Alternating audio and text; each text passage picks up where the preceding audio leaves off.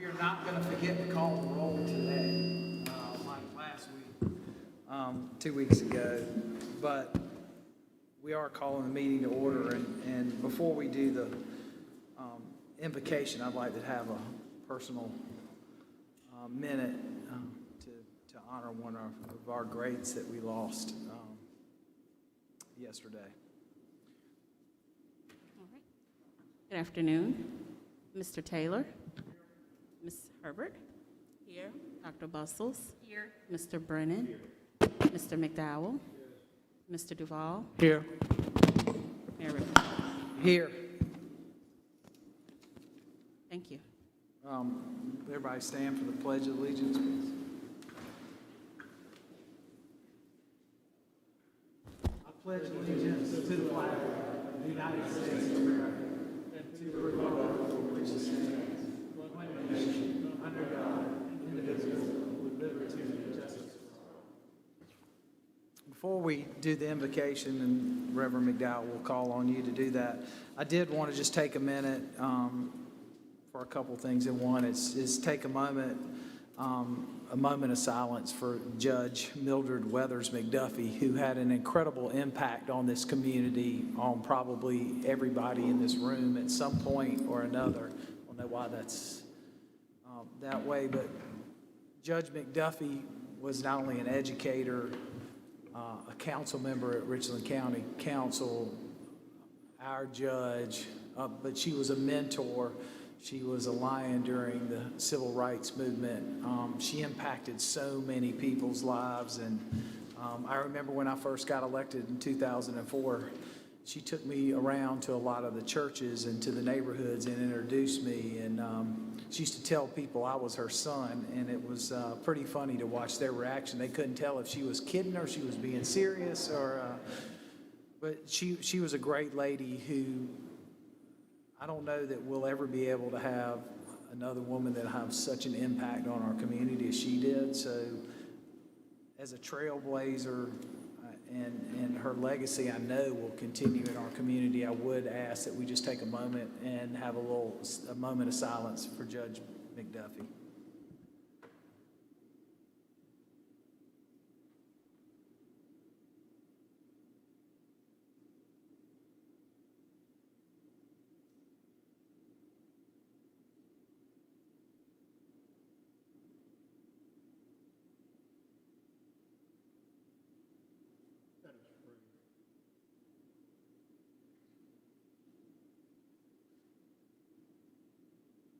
Oh Lord, you brought us to this place where decisions are made. You brought us to this place where we are engendered each to the other. You brought us to this place because each one of us and every person gathered in this place, in this hall today, are akin with the expansion and the love of this city. Lord, we simply ask that in the midst of our deliberation today, that you might entrust us with sensitivity, compassion, and with a true sense of worth for every person in this city. For Judge McDuffie, with all the energy she exerted during her lifetime in this city, for the countless number of hours she gave of herself to point ways and avenues of justice and humanity. We thank you for her life, and particularly we pray for the McDuffie family as we grieve and yet as we celebrate a life well lived. We ask it in your name. Amen. Amen.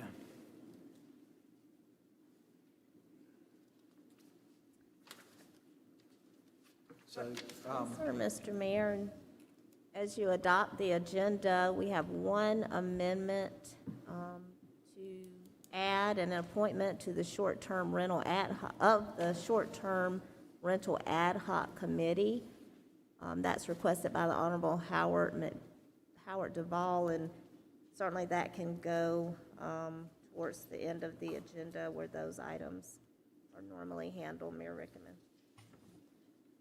We're going to add that to appointments, please. Item 24.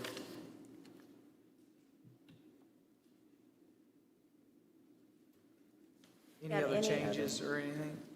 No, sir. I move adoption of the budget as amended.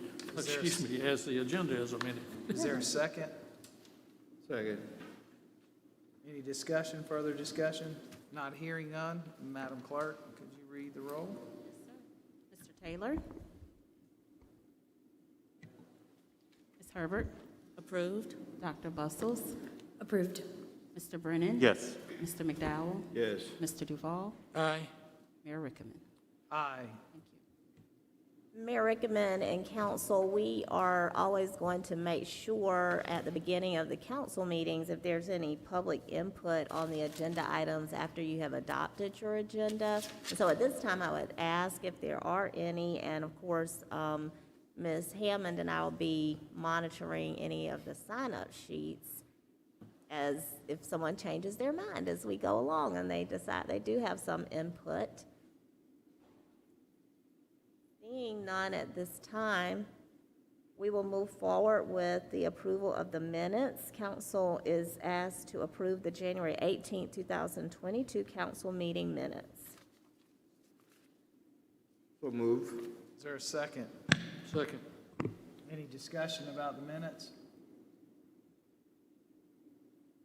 Hearing none. Madam Clerk, can you read the roll, please? Mr. Taylor? Ms. Herbert? Approved. Dr. Bustles? Approve. Mr. Brennan? Yes. Mr. McDowell? Yes. Mr. Duval? Aye. Mayor Rickaman? Aye. Moving into a period of city council discussion and action.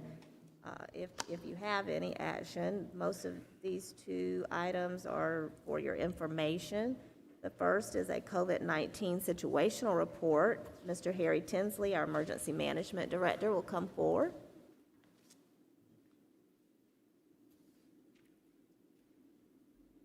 Good afternoon, Mr. Mayor, members of council, Madam City Manager. Thank you for your time. As an additional, there's more information in your inbox. So for today's report out on case rates, hospitalizations, and deaths, the highest case counts occurred on January 20th so far at over 22,000 combined cases reported in our state. Over the last 10 days, however, that has been trending down, which is a good thing. The highest hospitalizations occurred on January 26th. That was over 2,700 hospitalizations, or 28% of inpatient bed utilization. For the last 5 days, that has been trending down. The highest deaths occurred on January 27th at 121. Those are combined deaths posted out by DHEC, and over the past 4 days, that has been trending down. It's encouraging that we see those numbers continue to move in that direction, and we'll continue to report and update you as we move forward. So as far as South Carolina case counts confirmed stands right now at over 1.3 million. There have been 14.9 million, just under 5 million actually, tests to date during the COVID-19 pandemic. New case counts for our state today combined were 4,137. The percent positivity rate has started being posted again. On this sample today that posted, it was 23.9%. That's down from 32% at our last meeting. So today, 28 combined deaths were reported out by DHEC, and that brings the state's combined total deaths due to COVID-19 to 15,508. So here in Richland County, our case count, confirmed case count, stands at over 91,000. Today's numbers that posted were 274 combined, and that's down from over 900 at our last meeting on the 18th. So we're trending in a good direction. We're hoping it stays that way. So as of statewide hospital bed utilization, the bed utilization rate is stable at 77%. As of the 31st of January's report, There were 2,459 patients currently hospitalized due to COVID-19 confirmed or suspected. And also in Richland County, our bed utilization rate is stable at 65.9%, with 181 COVID-19 patients hospitalized in our county. Also, Prisma Health Richland today reports out the pediatric patients. There are 4 at Prisma Health Richland. DEC also reports over 6.5 million doses of COVID-19 vaccines have been administered to our state. As of the 29th of January, 53.1% of the eligible population in South Carolina are fully vaccinated. 17.2% of children aged 5 to 11 have received at least 1 dose. 66.6% of children aged 12 or older have received at least 1 dose. As far as our snapshot here in Richland County, 56.1% have completed their vaccination series, and 66.1% have received at least 1 dose.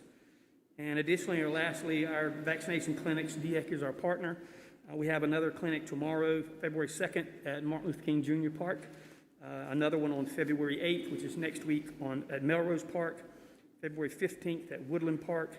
And we're also showing the testing and vaccination at the Columbia Place Mall location at 7201 Two Notch Road. Pending any questions, that concludes my report. Thank you. Are there any questions for Harry? Mr. Mayor, may I just make a point of personal... Harry, just let me say a word of thanks to you. A very comprehensive report every council meeting day. That has helped us a lot. We hope that it's trending down, as you said, and that's good for each of us. But I also want to thank Demetrius Rump. Demetrius has, and you too, I've got masks now that I can interchangeably take off and have a supply. Thank you all so much for being who you are. And I know you all are perhaps in separate departments, but thank you all for taking care of us in a very tough time. Not only do you give a comprehensive report, but you've also given us the tools to help us stay healthy. Thank you all so much. Thank you, sir. Thank you. Thank you, Mr. Please convey that to Brother Rump. Thank you. Mayor, I just have a quick question. So I know last time we talked about maybe the percentage of the workforce right now that's been affected by COVID. Do you by chance know if we still have? I think the number last time was 13% of our city workforce was unfortunately out with COVID. Do we have an idea of if that's trending downward now? I think anecdotally it is trending downward, Okay. Dr. Bustles. We're not out of the woods. We're every day still experiencing that, and I mean, I think you all are seeing the effects of that sometimes with the impact we might experience from staffing shortages. We can get you a percentage, but that changes and is very fluid. It is trending down.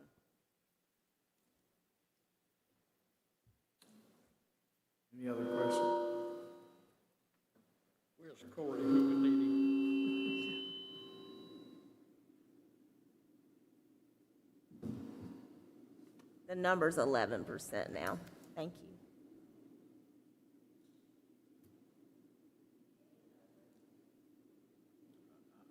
I think we're. We've Gremlins. I think it.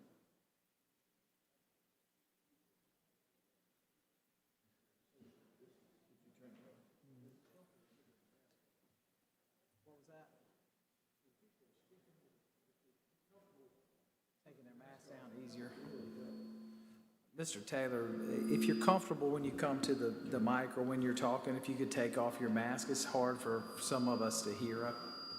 Besides this, hearing up here.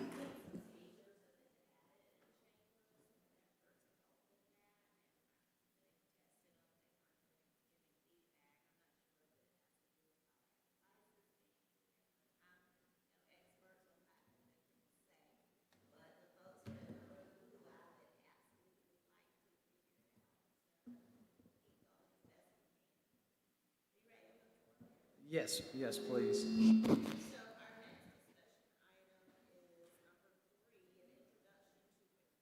An introduction to procurement and contracts, Ms. Sandra A. Middleton, our Director and Purchasing Agent, and Ms. Shannon, I always mess up your name, Lazeski, Director, I'll let you repeat it when you start talking, our Deputy Director for the Department of Procurement and Contracts.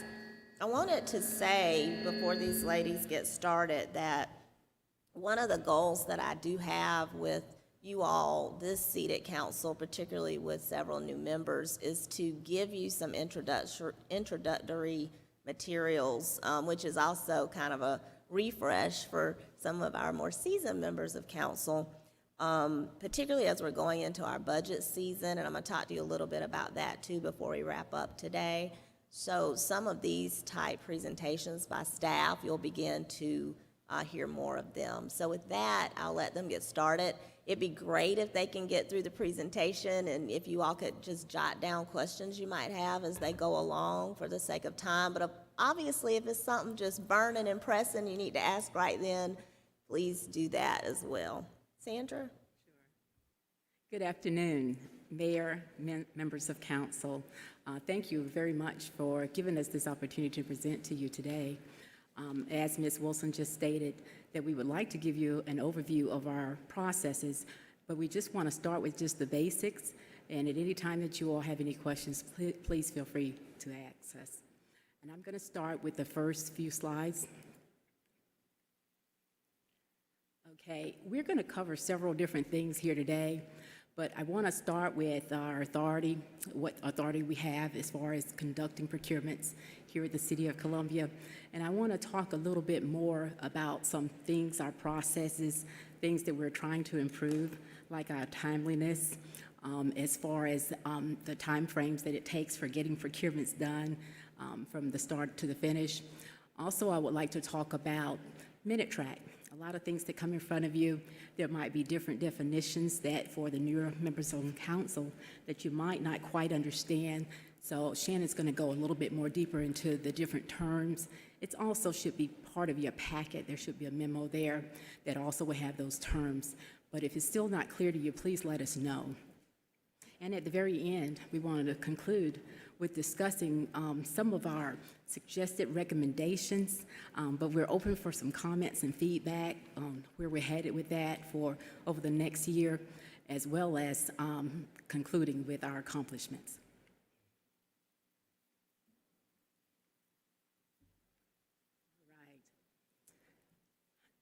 Who we are. First of all, our department is the Department of Procurement and Contracts. Sorry, can you hear me okay? Okay. Our department is the Department of Procurement and Contracts, and we have currently 19 members on staff. 17 of those are permanent FTEs, and 2 of those are temporaries. We have 6 vacancies. We are in the process of trying to fill 2 of those. But what I try to do at the city is take a look at our processes before we just add new members to our staff to make sure we can tweak our processes as much as possible first. But what we do is basically we support all operations of the city. Whatever is needed, no matter which department, we try to assist with the needs of the city. So if they call us, we get started that way. But we have a requisitioning process that we'll go through in just a little bit, where we basically get things through an automated process in most cases, and most of our procurements, they go through fairly quickly. And we support, again, all the operations of the city, but also what we have to consider as at all times is making sure we're conducting ourselves in the appropriate way, because of course we are good stewards of public funds, and we have certain rules and regulations that we must abide by. Not only do we hold our own selves accountable, we also hold others accountable. There are so many people within our city that actually touch procurement. We have so many different departments. So one of the things that we do is that we have an internal policy, and a lot of that actually came after the flood on procurement integrity. There are certain things that everyone must abide by because we deal with so many federal funds, and their restrictions are a lot deeper than some of ours, or a lot more complex than ours. And then the other thing we do is we hold our contractors, our vendors, our contractors, our consultants, we hold them responsible as well. So when you bid on a procurement, when you bid on a procurement that is formalized, and formalized procurements start at $25,000, thank you. If you bid on one of those procurements, you have to sign, if you're a bidder, you have to sign an organizational conflict of interest. And again, that is required on federal procurements, but we thought it was a good policy, so we also use it for our city procurements as well over that dollar threshold. We also follow the State Ethics Commission. And I know some of you all are getting ready to file your statements of economic interest, so you understand that we have to follow state guidelines as applicable as well. And NIGP, Sandra, let me just say this since you mentioned that, because it's very important. I think it goes unsaid. The only 3 individuals in the city other than you all that have to file with the State Ethics Commission are myself, Jeff Palin, and Sandra Wright. So that is a very I'm sorry, Mr. Taylor, I was saying that the 3 of us, other than you all, who have to file with the State Ethics Commission are myself, Jeff Palin, and Sandra Wright. I mean, so when she says she takes this very seriously, it's personally serious for the 3 of us as well. thank you, Ms. Wilson.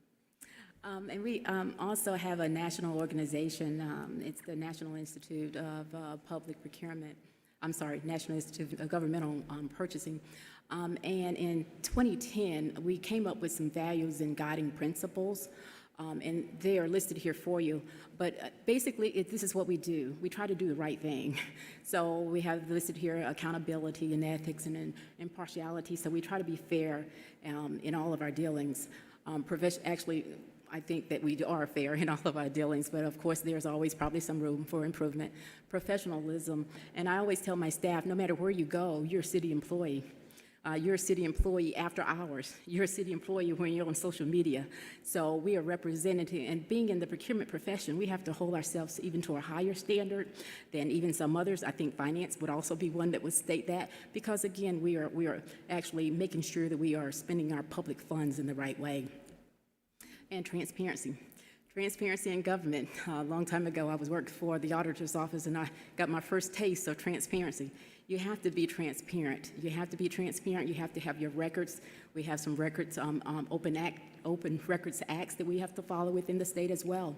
So once a solicitation is released on the street, we basically state that all activity should be ceased until that procurement actually closes and is awarded. And typically those are the ones, again, that are brought before you all in council. Okay, here are some frequently procured goods and services. We do a little bit of everything here at the City of Columbia. One of the things that came through my box this morning, I think Ms. Wilson signed off on it probably this morning as well, was spot shotter, right? So you all are very familiar with that. So we do a lot of things for our first responders. We do a lot for Columbia Water, whether or not it's for water, wastewater, or any other of the divisions under Columbia Water. Also, the PPE, I'm just going to stress a few of these. Personal protective equipment. We have a COVID center that we have set up for city employees. So if you're needing anything, if you're needing masks, you need gloves, you need an air purifier, you need sanitizer, whatever you're needing in your city employee, we're encouraging the departments to come to us. There's a little simple process to come to us, tell us what you're needing. We'll even bring it to city employees and city departments. So we set that up to adjust to our pandemic. The other thing here that is on the list that I would like to hit on is a lot of our procurements are professional services, and some of those take quite some time. Some of the most complex ones, we have to work very closely with our departments to understand the technical specs. We understand the procurement and a lot of the rules and regs under that, but the technical specs, we have to work closely with our departments on. And there are other professional services that may not stem out of Columbia Water as well. We might have something like auditing services, legal services, and other things and the like. And general office supplies, we have a lot of those, general office supplies as well. Okay, here are our thresholds. I talked about that, I believe, at the very beginning. Our code, we have both meter code and under our ordinance under Article 5. It goes into this and is all out on our website, but I can make sure that you have the link. I think it's in slide 2 that I might have skipped over. I apologize. But Muni Code basically talks about the policies and how procurement is supposed to be handled here at the city. And to supplement that, we have Appendix G. Appendix G basically talks about the processes and the procedures. And this, like right here, it talks about if you purchase anything, City of Columbia, that's under $5,000 in value, you have to get a minimum of 1 quote from qualified suppliers. And the quotes must be fair and reasonable. But like I tell my staff, there's a big difference. $5,000 with 1 quote, so you need to check and make sure that it's fair and reasonable. Get at least another one just to test. The way our system works is that the end users usually get those quotes, the smaller ones, under $25,000. They get the ones in the first 2 columns, and they send them through our electronic system for us to take a look at, and then we make the awards from there. So if it's over $5,000, they have to get a minimum of 2. So what we do the same process, but we suggest that you're always reaching out to a local or a small business, because those would be the areas especially that a lot of small businesses are able to compete in successfully. And then not that they can't over $25,000, because they can, but we want to make sure we give them every opportunity that they have a chance to participate in the process. And then we have over $25,000 procurements. Those basically you formally solicit. We call them formal procurements. We advertise them. We put them in the state newspaper. We send them out through the South Carolina Business Opportunities. We also sometimes send them out through other forms of media and through other procurement modules. So what we try to do there, we try to always make sure that we are getting competition. The code tries to seek a minimum of 3. That's why it says that that's what we try to do. But sometimes we end up only getting 1 or 2. We do try to push it as hard as we can because we want to get the best bang for our buck that we can. And after that, and all of this is under Ms. Wilson's purview, but after that, it comes in front of you like it's going to this afternoon. This afternoon, we have some items on the agenda. So you're actually going to be approving items that are over $50,000 in value. And Shannon's going to talk just a little bit more about it in just a moment. So I'm going to quickly go through this next slide. Requests for quotes. Like I was talking about the small ones that are informal, that if they're under $25,000, they pretty much go through in a short period of time, okay? And then if they are an IFB, that's formal, over $25,000 in value. You can send out an IFB for less than that if you want to test the waters because you think you're not quite sure. It might be $24,000. So we send out a lot of our construction bids through the IFB format. And then we have requests for proposals. Let's say that the work that we're doing down at Finley Park, or starting to do, we sent that out through a request for proposal. So therefore, it's a tool that you use. You use it sparingly. Anything under procurement that is not just based on price alone, that the price is fair and reasonable. Anything else that you're adding in other factors that you might consider other than just price, then therefore you might use an RFP. But it should be justifiable. It should be a justifiable reason. Like if you think about Finley Park, there's so many different things and components to it. We want to see different ways that people wanted to propose how they were going to revitalize our park. And then we have requests for qualifications. Excuse me. Requests for qualifications. You can do it as a 2-step. You can qualify contractors for something like janitorial services, and then after you get your short list from that, you can go ahead and send out and say, now I want your price, because you want to base public funds whenever possible on lowest price. If everything else is the same, and they are responsive and responsible. Okay? Ability to carry it out is responsibility. Responsive is that they got it in on time and they checked all the boxes of what's needed. Then we have all kinds of different various construction procurement methods. I'm not going to go through those today. But requests for information. Sometimes right before solicitation, we don't quite exactly know how to get our buildings all secured. I'm just giving you one example. So we want to just test the market without it being formal. So we want to be able to talk to everybody. We want everybody to be open. We want to bring them to the table. We might do that virtually now. We haven't done one in some time now, but that sometimes is helpful, and it helps us to make sure not just one contractor is helping us to assist with writing our specifications. And emergency procurements. Actually, I had someone to call me about one today.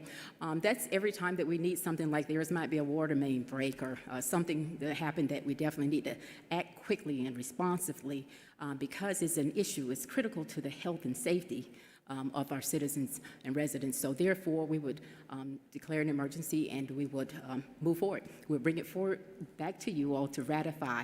After we have all the invoices in on it, we'll bring it back to council to ratify. Then we have sole source procurements. Sole source procurements are not just the only source. Sometimes it's the compatibility reason, or sometimes it's like our chemicals. We want to test our chemicals. We don't want just everybody providing us with chemicals. So therefore, you want to make sure that they are right before you actually put them out for bid if they have, if there is a way that we still can put them out. And then in other cases, sole sources is something unique about it. There's something that has to be something that you can't always readily get. It's unique. It's one of a kind. I think about artwork. Sometimes we buy something that's unique. I think there was something in this building that we did that was unique as well. But anyway, that sole source is not just single source. I just wanted to make that clear. And then unauthorized procurements. And my deputy here, she asked me, is that really a method? I said, I want to bring it up because it's not a good method. We should not be using unauthorized procurements. We should not be committing the city to expending funds without approval.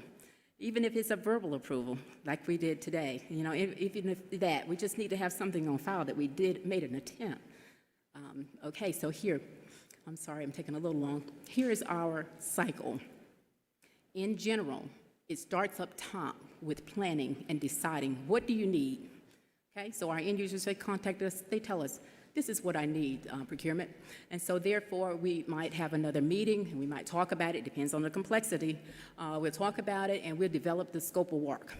We get the scope of work, and then we decide, okay, this looks like it can fit for an IFB because typically you want competition. You want it to be a competitive process. So, or it might end up being, nope, it's something similar to something like one of our parks need to be redesigned. So no, we have too many factors to consider. We might go the RFP route. But let's just say it wasn't. It's just one of those little short ones that's under $5,000. Hey, I just need to buy a desk. Just get me a desk, and I need it now. So therefore, it skips a lot of these steps, and it goes straight to acquiring, that acquisition phase. We're going to get what we need then. The other step of acquiring might mean that it's formalized. So now what I need to do is be able to move it on and send it out. We call it putting it out on the street for bid. So after we get our bids, sometimes you need a panel, different things, other steps have to happen. But then you would want to, after you decide on who was going to be your highest responsive bidder on a proposal, say, then you want to be able to evaluate it and negotiate with them. And I'm going to show you at the very end how we did that successfully very recently. You make your selection, you bring your awards, then the performance starts. Somebody, okay, now I need you to get out there and fix those potholes.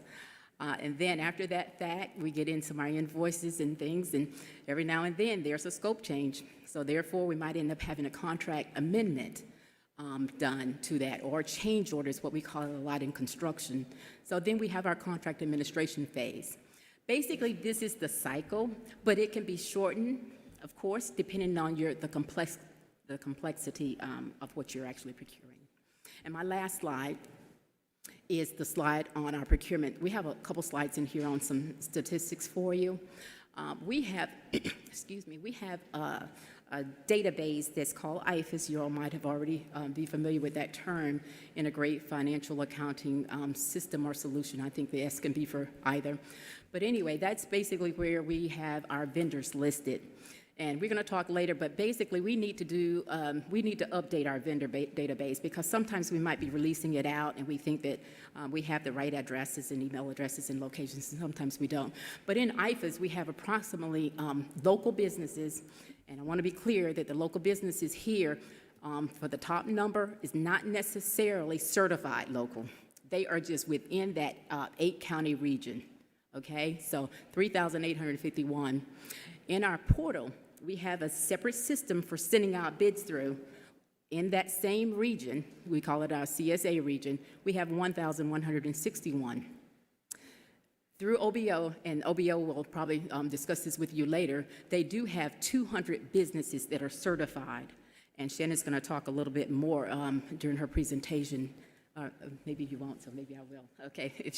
Basically, if you're within 5 percentage points, if you submit a bid to us and you're within 5 percentage points and you're already in this area and you're certified through the Office of Business Opportunities, then you're allowed to match the price.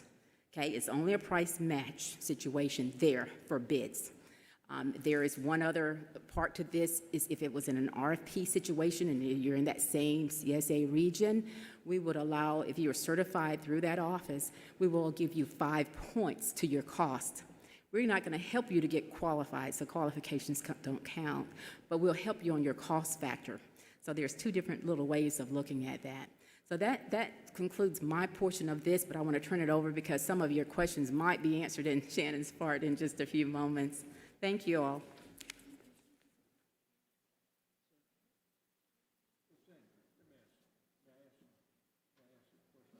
Absolutely. Yeah. Absolutely. The 200 businesses that are certified, let me make sure I understand that it's clear to me that OBO matches that, or what? Tell me a little bit about that. Okay. If you're speaking of the procurement piece. Sure. Yes, they would just state to us that, yes, okay, let's say XYZ or an ABC bidder, yes, those 2 both are within that area, so we would apply that 5 points on an RFP. But let's just say only one of them would be qualified, that's the only one. Say they could be in the area, but they're not already certified through the Office of Business Opportunity. So that's why we try to show you the information both ways, that you can be in the area, right, but you don't get the advantage of the points. Okay. Okay? That's clear. Thank you.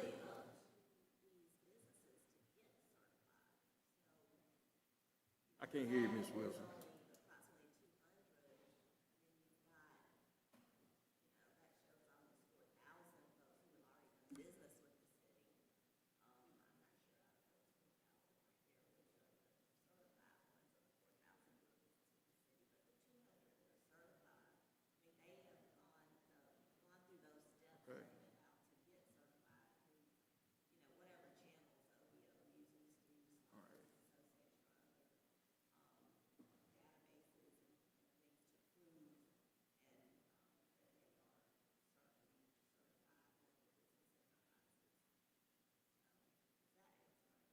Okay, that's clear. Thank you.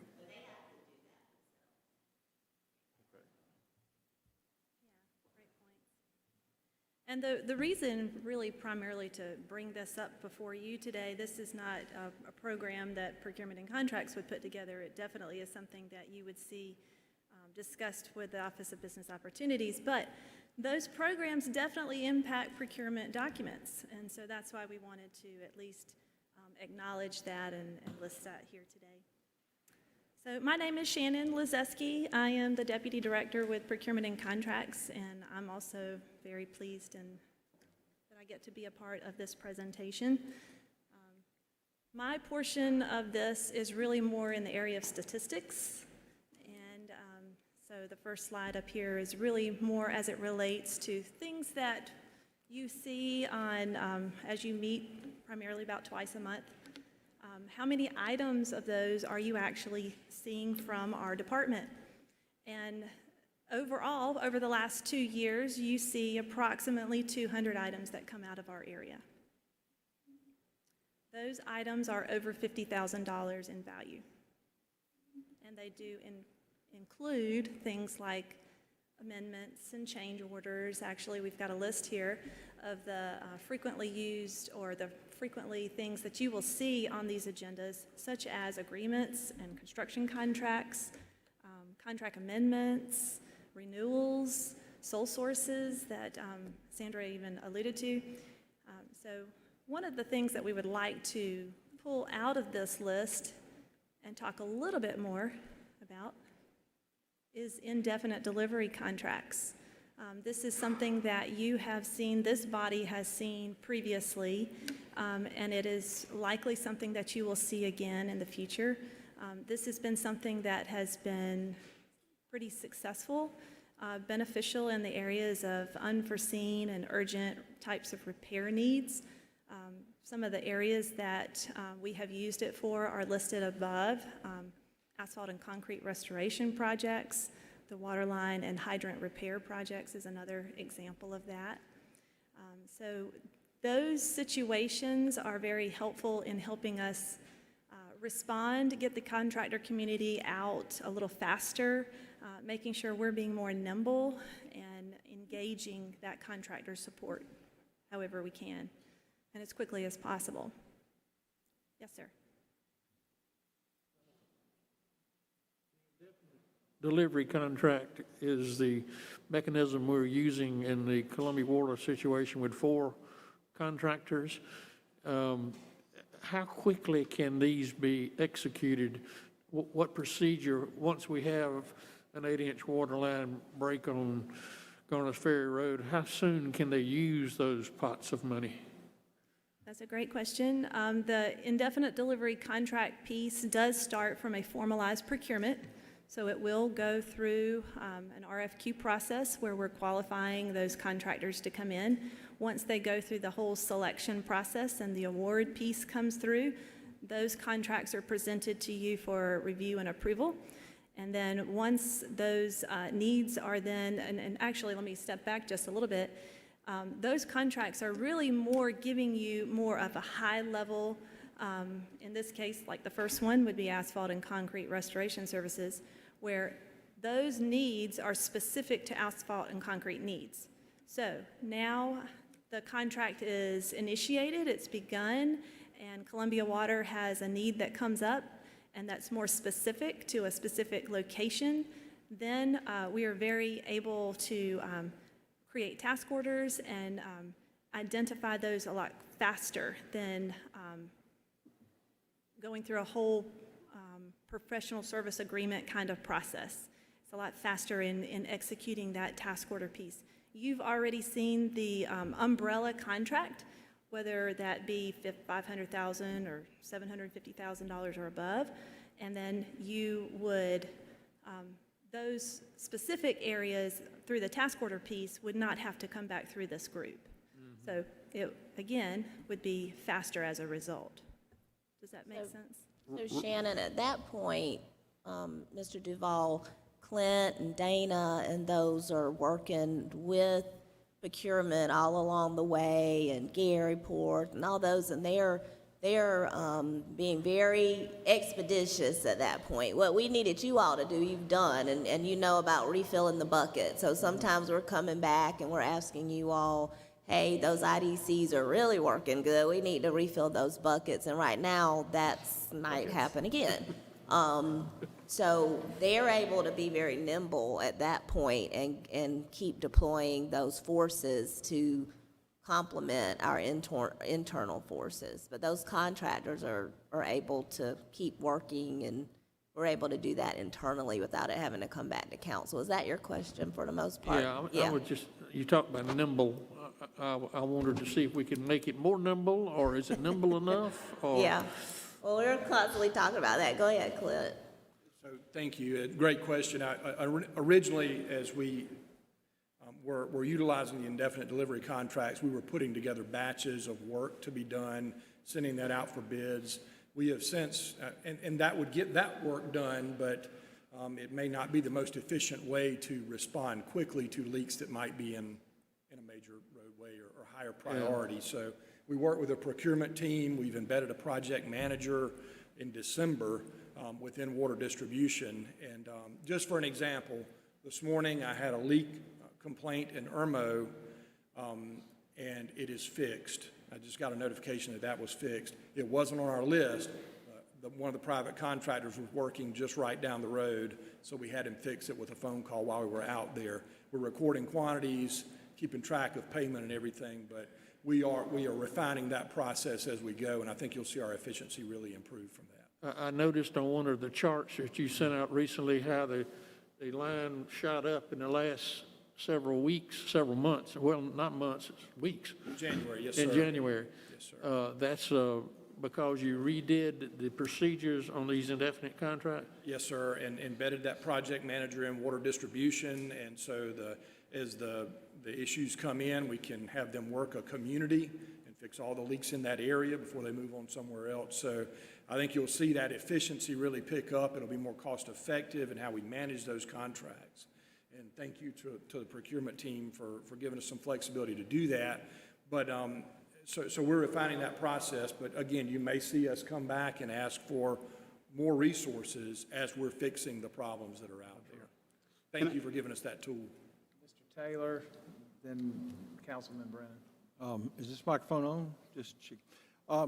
Councilman Duvall asked about speed on a big project. I never really heard the answer. I mean, you're able to move immediately on it, or do you have to come back somewhere, or what? That's the first question. Yes, sir. So if it's under the umbrella of an indefinite delivery contract, then we can move. We are refining our procedures where we can, in the field, direct the contractor to move over here and get this fixed. So it's, you can make, the answer to your question is, upon request, you can do it. Yes, sir. Yes, sir. Second is, on some of these things, are we able to go to unit pricing on some of these type indefinite delivery contracts, but unit pricing on things to where, I'm just asking, say something like setting of meters. If we can go to a unit price for setting, where you can just make it happen. Yes, sir. And those are things that you're able to do in your department. We are utilizing unit price numbers for the indefinite delivery contract work now. So we know based on the fill materials, asphalt paving, that sort of thing. But that's only a partial part of it, right? If, again, going back to Councilman Duvall's question, I mean, it's tough to unit price an 8-inch water main break on Garners Ferry Road, isn't it? Or is it not? Yes, sir, it is, but we've got certain things that we can unit price and certain things are more time and material because every job's a little bit different. Okay. Something like setting meters, absolutely. Our AMI contract, the contractor is I'm a new compensated guy. based You got on on acronyms. You can't just. Sorry, You sir. can't just initial it. So what's AMI? Our automated metering, where we've replaced 155,000 water meters, the contractor is being paid based on each meter that they put in up to a certain contract. Very good. I mean, I would encourage you to look at as much of that as you can possibly look at. Thank you. Question. A lot of these small contractors that we have contracted with for this wonderful program are homegrown here.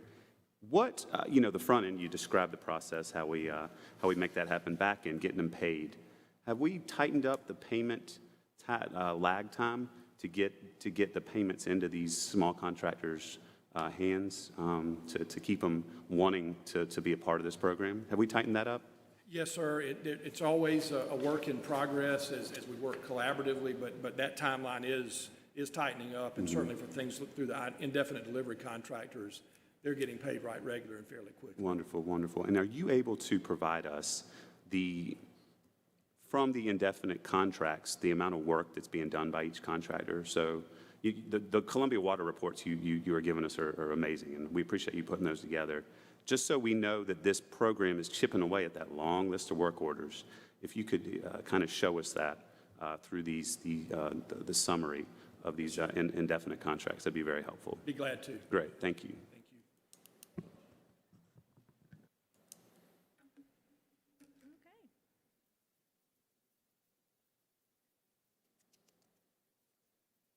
So next, we really want to talk a little bit about how we do business with our end user departments.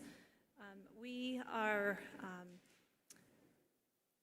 those are individuals that we really like to do the planning piece as well. And sometimes you can blur the lines when you talk about planning, and at what point do you hand off information to another area. So as a result, we have defined what a procurement package completion date is. I know when I go and meet with an in-using department, they have a new need, they've identified that. I'm going to put on my procurement consulting kind of hat and talk through, what are the types of things that I'm going to need to help you get to engage a contractor. Once all of that information is gathered, pulled together, whether that be budget information or just articulating the overall project need, the details of that, it might be scope of work, something more technical that I'm not really as familiar with, or if you need certain licenses or permits, things like that, we want to make sure are all together nice and neatly into one package ready to go. And the reason for that is so when it's all together, you can very easily pass that baton to the next group of people, procurement and contracts, and we can run with that. So that is the line in the sand, so to speak, that procurement package completion date, how we define that. And we can go a little bit further into the details as far as informal procurements, what that means for things that are valued under $25,000 and things that are over $25,000, or we call them formal procurements. Some data that we have been reviewing and thought may be of interest to you all as well. When we look at the number of purchase orders released over the last 2.5-year period, we've got that on the chart over to the left-hand side. We're right around the 6,000 range. This first 7 months of this fiscal year, we are pretty much on target. And the last year, for fiscal year 2021, we did dip down below just under 5,000 purchase orders released.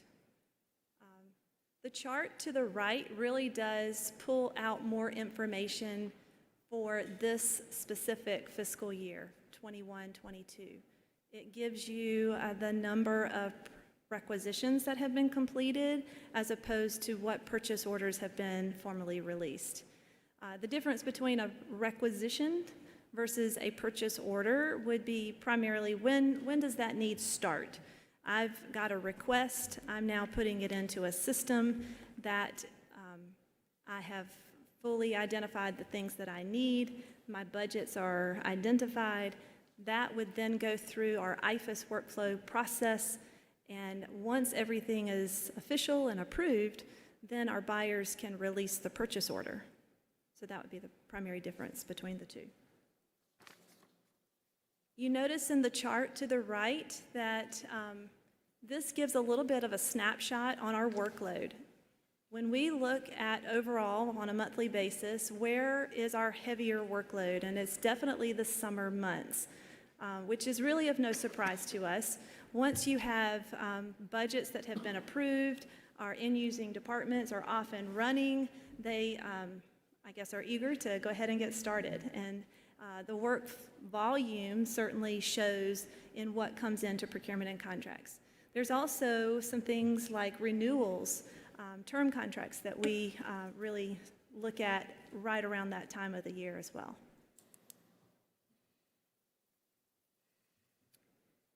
Keeping that same first 7 months in mind, we really wanted to zoom in on the average processing time. How long does it take to get things done? And we are always looking at that. It's really of no surprise that the number of days are a little bit higher where the higher workload is in the summer months. And it does generally level out through the fall and early winter. This, I want to say... Can I ask a quick question about that? Because and I think if you're going to touch on it in a second, just tell me. I'm happy to wait. But in looking at some things, it goes from your department over to other departments for input, and then comes back to your department, correct? It does primarily begin with the end user department. They do identify what their needs are. They start that right through the budget. OBO and the mentoring program. I mean, you do a purchase order, then it goes over there. That's a great question. Actually, OBO is pulled into the process early on, before it even comes to procurement and contracts. That's one of those. Okay, so when I'm looking areas. at this date here, when's the start on that? Have you gotten it back from OBO and then it's the start date, or is it gone to you and then? Ideally, and then, that's what we shoot for, there's not something that always happens, but in the ideal world, we want all of that information together to include the OBO information. Okay, let me ask you. Before it comes to us. If I look at 8.82 days, is that after it comes back from OBO or before it goes to OBO, and that includes the OBO time? I see what you mean. Okay, so let me give a little bit of background to see if I can help answer that. To Mr. Taylor, where does it fit in this nice chart you gave us? Where are the 8 days in this? I think might be what you're asking. Well, I was going to Joe. come, the OBO piece is not in that chart, and, you know, I was saving most of my questions to the end, but So the OBO piece would have occurred on the, can you go back to the slides, Shannon, on the procurement package Slide completion 9. date? Slide 4, well, Yes. for Mr. Brennan, yeah, but that's not what I was talking Okay. about. But go ahead. Go ahead, Mr. Brennan.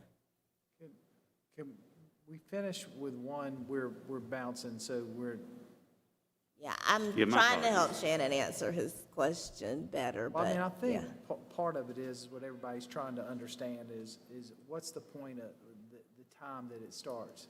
You know, because this, I'm reading this, and this talks about requisitions. The question is this the timeline? Once you've got the completed package and it takes you 8 days, have you accounted any other time frames that are in there? So, you know, I'm curious. My question was on follow-up. I want to wait till Mr. Taylor, because I have a follow-up that plays into that.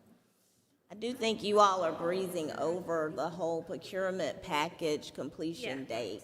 Yeah, you got to explain that first. So, yes, okay. So when an end-using department has a need and they're putting something into the IFAS workflow process, there are a number of people that it goes through for approvals. The buyer is the last person that it goes through. So once you hit that buyer all the way through the end for the award piece, that is what that 8-day period would consist of.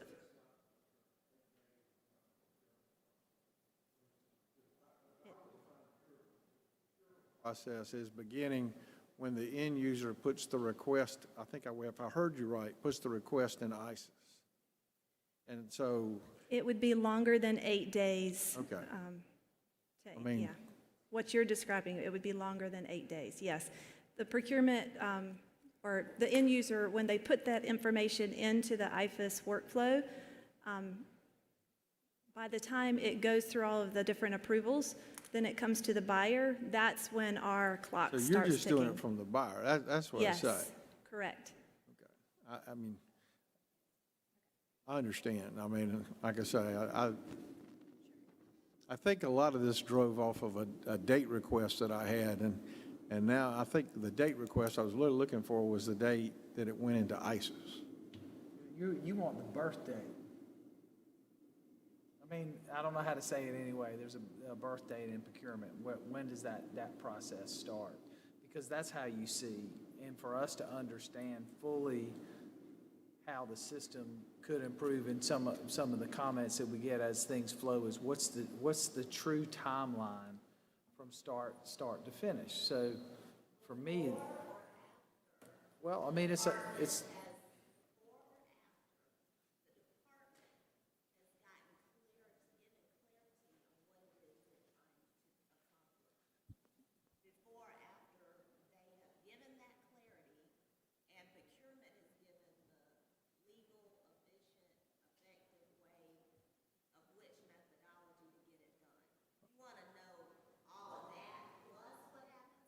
we're just trying. Yes, ma'am, that's correct. That's correct.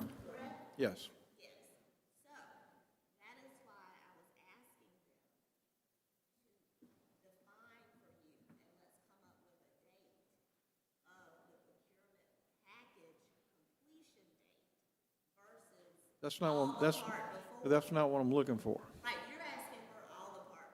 Yeah, once we start the process, once the process is started, in other words, with the, I think what I heard you say was a pretty clear deal. And let me say, I think what you've showed me so far is absolutely fantastic. But, what I'm looking for is once, I think I heard you say it, when the end user puts in the request to ICES, that's when it comes to y'all and y'all start the process, somebody starts the process of documenting this, verifying that, Birthday, and then that's the date we're looking for. birthday, and how that flows, because that helps us understand. Ma'am? I'm sorry? Is it before it goes into ISIS?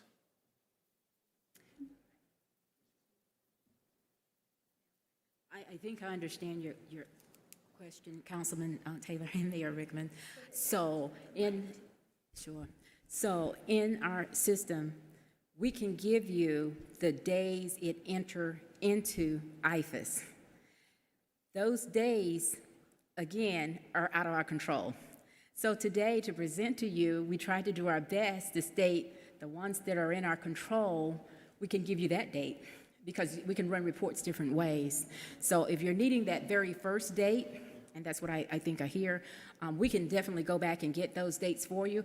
But depending on the procurement, they could request it and not have the money for it yet, right? So there's so many different variables, so that's why we wanted to just go with the control part. When things are pretty much in our queue and have went down all the paths of approval, and they have a lot in some cases, and it drops into one of our buyer's boxes, that's the date, that's the 8 days. I did just a quick review to say how many days was in the month of July. And don't quote me, but it was about double, okay? It's at least 16, right? From the date it actually dropped into the box to the date that a purchase order was issued. So when you're looking at our chart that Shannon's showing you, it's from the date we actually had control to the date that a purchase order was out the door. I understand. Okay? I Just want to fully make sure, understand. okay. Any other questions on that? But the question is, I'm just trying to understand how long the buying, maybe that's a better term, where I don't use the word procurement, how long the buying process lasts. Just,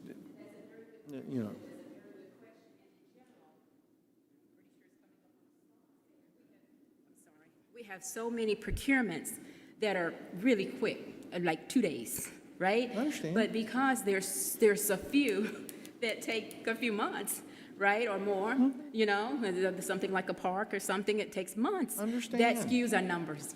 That changes our numbers. But I think what you need to understand is the part of the understanding of this in the process is so that we can understand exactly the different nuances, why it takes so long, because is there better practices that will help us produce a better, more effective system?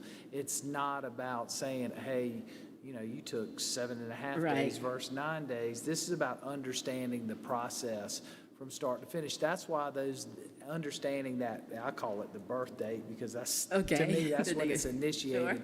And that process, because when it does, have to flow and things have to be corrected, well, is that part of that issue, the department not, doing that correctly, providing the correct information to move that forward? Is it a glitch in our system that causes us to take 2 extra steps of inputting? Is there a better way for us to do that? And I think part of what we're all trying to understand is how do we become more efficient, effective, and quicker in getting things done throughout the process? And Mr. Mayor, let me just say, Well taken. and it's, I want to make it clear. I mean, nobody said there's any issue. I mean, I think this, frankly, in all candor, in lots of cases, it's going to say what a great job you're doing, and that's basically it. I just trying to get an understanding of how the process works. I mean, nothing more, nothing less. Absolutely. So we will just take a note of all of those different suggestions, and thank you. We're open for doing things more efficiently. I love the word open. Yes. Keep it going. Well, that's Keep it right. We're going. open. So anything that we can do. So we just have a little bit more of the presentation. Thank you. Mr. Mayor, I just wanted to add one thing. Yes, ma'am. Just for clarity purposes, and I think for the new council folks and for staff, I think the ultimate goal, just so we're all clear, is to get a better picture. And we want to know which things only take 2 days. Okay, and why, these are easy. And so tell us, these are really easy. And then tell us what has taken a year. And give what ideas, here, these are some recommendations, here are the problems, or at least what we think are the problems. But it's just to me, what I would be looking for is just a candid, this is where we know we're doing great. These are our strengths. These are our weaknesses, because we all have them. And then maybe a clarification of terms for folks, because if we're not talking apples and apples, this conversation is going to confuse some people. So that would probably be helpful if you do. And I'm looking for one page, like a one-pager, maybe two, just for understanding, but something that we can helps us talk apples to apples, oranges to oranges, and kind of helps us see where we could potentially help if there's something that we can help with.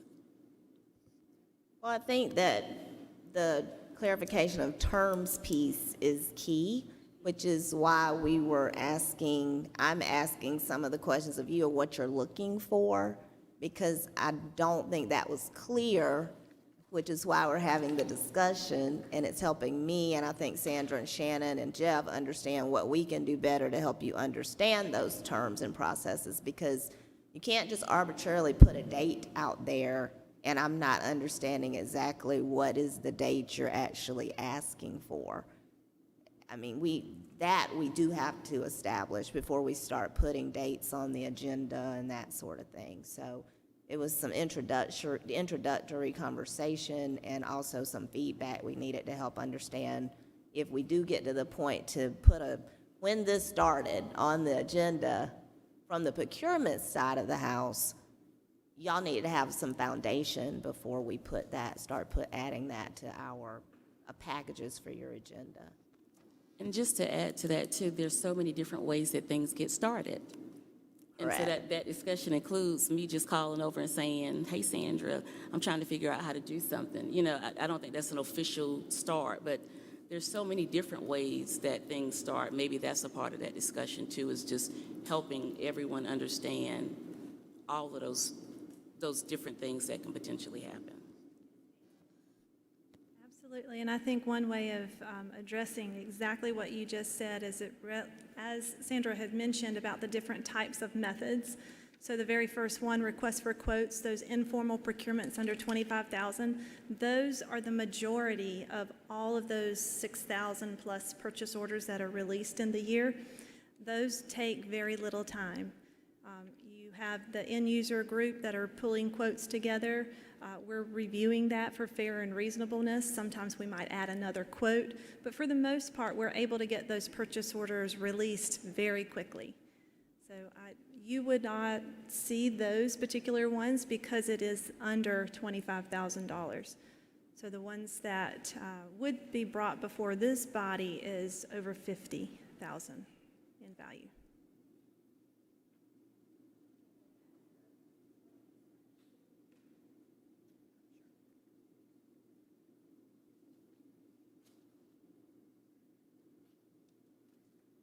So as a department, we talk a lot. We get together, we brainstorm, we are constantly trying to make sure any kind of challenges or opportunities are right front and center in front of us. What is the current environment? What is just a few steps ahead? And what can we do about that in preparation for that? So we've listed some of these challenges out. I will go over just a few of them. First and foremost, probably the most obvious one that everyone talks about is the global pandemic. So the supply chain disruptions that have come out of that are real. They are still here. We have seen things like shortages of materials and pipe and steel and the prices of chemicals. We've also seen it on the other side of the house where it impacts delivery issues, transportation needs. So that is something that we are constantly working toward. How can we be nimble? How can we add things to our contractual documents to help with that? Those are conversations that we have often. Another one right off of this list that I'll just pull out is the limited contractor vendor pool availability. One thing that is very real, Sandra had mentioned about the bidding portal. That is our e-procurement system. It's on our website. If I'm a vendor and I am interested in what the City of Columbia has different needs, I'm going to go through the e-procurement system and review everything that has been put out there publicly. And if I'm interested and I can respond to that, I'll review it, but if I want to respond, I have to register to be part of that bidding portal. We have found that we have a lot of things that we are able to package up together, ready to go into our bidding portal, but we also want to make sure that we're very strategic and very intentional on when we release that information. We don't, for example, want to send out 10 construction projects all at once when the vendor pool or the contractor pool may be limited and their resources are limited. So we want to make sure we're very strategic in how we release that information as well. That is a challenge. That is something we talk a lot about.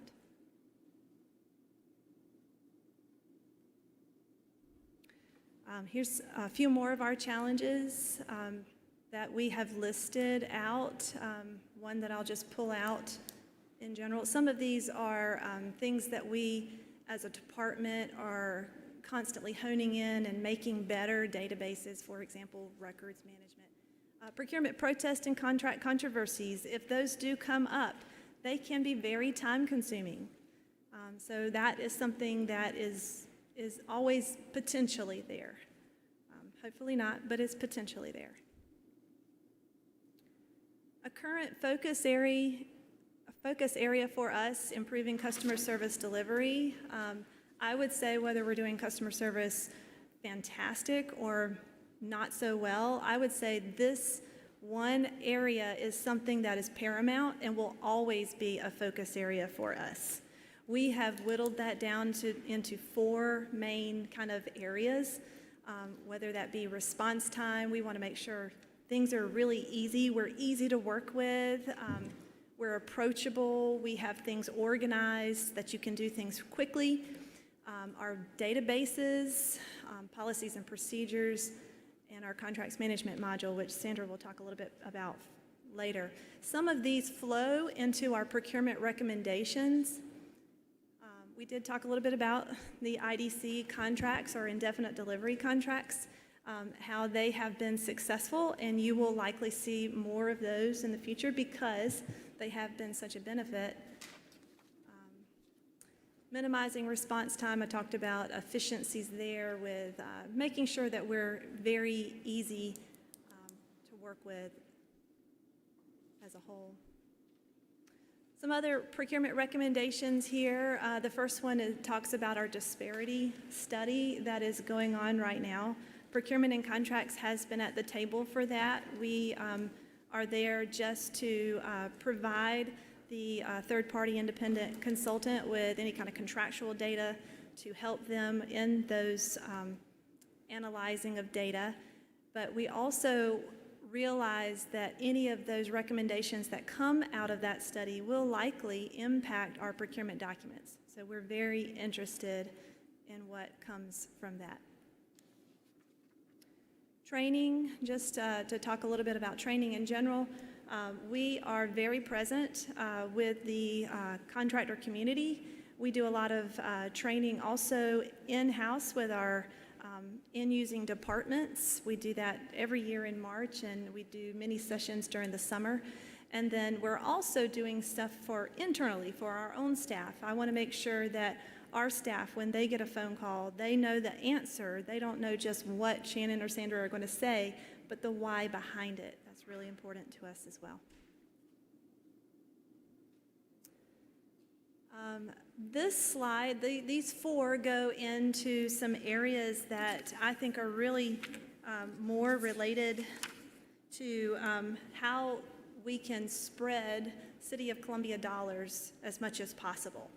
So there's some definite work that the Procurement and Contracts Group does work with the Office of Business Opportunities on with the CDBE program. That information definitely goes into our procurement documents. Expanding different architectural and engineering professional services. Right now in the code, that is pretty limited to architectural, engineering, and land surveying, and we're looking at potentially expanding that wherever possible. And this goes a little bit further into breaking solicitations down into smaller units wherever possible. Our bidding portal that we talked about, anything that's $25,000 in value or over definitely goes into that eBid system, but we're not restricted to put the things that are below $25,000 into that portal. So if we would like to have additional quotes, we can use that mechanism to do that. Did you have a question? Mayor, You're good? can you? Mayor, I did have one question. Looking at the improved customer service delivery, and so who all do y'all consider as your customer? Internal and external customers. Okay. Yes. So basically everybody? Everybody. Okay. You're absolutely right. You're absolutely right. So I'm just going to just finish up really quickly here with 3 slides, please. Procurement accomplishments. Yes, we talked about our challenges, right? We know we have some challenges, and we're open for your ideas and suggestions on how to improve them. But the virtual meetings, the pandemic, we've had so many challenges through the pandemic, and Shannon went over some of those challenges. But the virtual meetings, our contractors are stating they love it. That's saving them some time. They can just get to work, right? Get right back to work. They attend our meetings and they're back to work right there. So we want to definitely keep pushing that. We have most of our meetings that way, but and we don't have any in person. But I think that we can even stop having some of our conference calls and have them all virtual as well. But anyway, we're working on that. We were able to pivot very quickly. We shifted. We moved to a remote working environment very quickly. I think that was an accomplishment. And that was throughout the city. Everybody was doing that. Those pre-qualified lists we've got in place. We have some work to do, but we got them in place. And this disparity study, that's definitely, it says diversity, but the disparity study, that's definitely, I think, is another accomplishment since it's been so many years, and they're supposed to be done every 5 years. And I talked about the COVID Fulfillment Center. As far as incorporating the compliance, we're working very closely with OBO to make sure that everybody understands what kind of program was put towards this. Was that an SOP program? Was that a MENA-PROJ program? So we're working on putting that information within our solicitation documents now. We're up closer to the front where they can not miss it, hopefully. And then we're rolling out this, I think this is our last one. We're wanting to roll out, we're continuing to roll out our contracts management module. It was always there in IFAS. It just wasn't being utilized. So we want to make sure, I think we have about 350 contracts now that we're tracking. And we're trying to get caught up. We started like in July of 2020, and we didn't really officially roll out to everybody else until like 2021. So we have to go backwards because a lot of our contracts after the flood, we need to have that information. Anytime that an auditor comes and they want that information, they want it now, and they want the details. So that is going to be, to me, one of our accomplishments. It's our accomplishment now, but we have some work to do to make sure that we get, grab hold of all of the contracts in the city and put them all in that same repository. But you can also get a notice every Monday. We have certain people set up throughout the city. They get this notice, and it tells them that you have 4 months before this contract is supposed to expire. So therefore, you know that, hey, you need to get the contractor, make sure the contractor is going to finish on time, or if necessary, let procurement and contracts know. So we can go ahead and put an amendment, and most of those usually come back through council over $50,000. So sorry I was speaking a little fast. I did want to cover the savings on Finley Park. Our savings was almost $1 million. So our department used the negotiation strategies to state that we have it. We have the option in our code to negotiate on proposals. We don't have it for bids. I'm going to be trying to work closely with our legal office, by the way. They have been awesome helping us. But I'm going to work with the way that we can do it on bids, because it's not in our code to allow for that. But like this savings here was basically one of our teams, professional services team, said that you're going to have to sharpen your pencil. You know, you're the highest ranked, but you still got to do better. They came back with better. So we said, what's your best and final offer? And we got that big savings. So kudos to that team for that, as well as our contract administration. We only have 2 people right now on that team, but what they do, they take a look at things that have already been sourced, and then if they find out that they want to have a change order on it, but we want to sort of like, we're not technical experts, and we don't play that, but we want to make sure that, is that a valid change? Or is that something that's totally outside of the scope? Is that just going to be a way of possibly increasing something? And in this particular case, they had sent through, not the department, but actually the contractor had sent us the same bill twice, basically.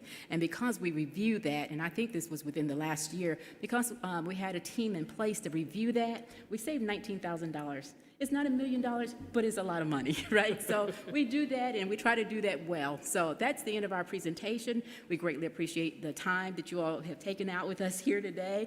And if you have any other questions, we're here. Mr. Mayor. Jeff, do the new members of council understand what IFAS is? Have y'all talked about IFAS?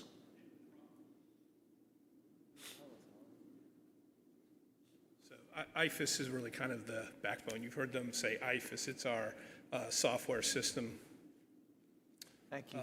It's our software system that we use here at the city that kind of pulls everything together from accounting through procurement. A lot of our departments have that to enter their requisitions and everything. So generically, you'll probably hear us say IFAS. You'll see renewals, things like that on the contracts, but that's what that system is. And I think many of us will see that as the backbone for the city. I think is it an acronym? Yeah, that's the acronym. Actually, I might need Missy to answer that. The actual name of the company is, I don't even remember what it is now. It's been purchased over. I want to say Central Square is the name of the company that owns it now. But it is, in general, you'll always hear us call it as IFAS. So in one of the challenges identified, we talked a little bit about how there's supply chain disruptions and that you all have continued to see kind of a limited contractor and vendor pool availability. There's probably a lot of factors leading to that. Has there been anything that you've identified that maybe on our end that we could be doing? Is it that the system's too hard to deal with, or is it that people don't know that this is where you find the bids? Like, what can we do on our end to incentivize more folks to try and apply for these bids? That's a very good question. I'm sorry, that's a very good question. I'm not exactly sure. We definitely is seeing it across the board. So I think it's within the industry.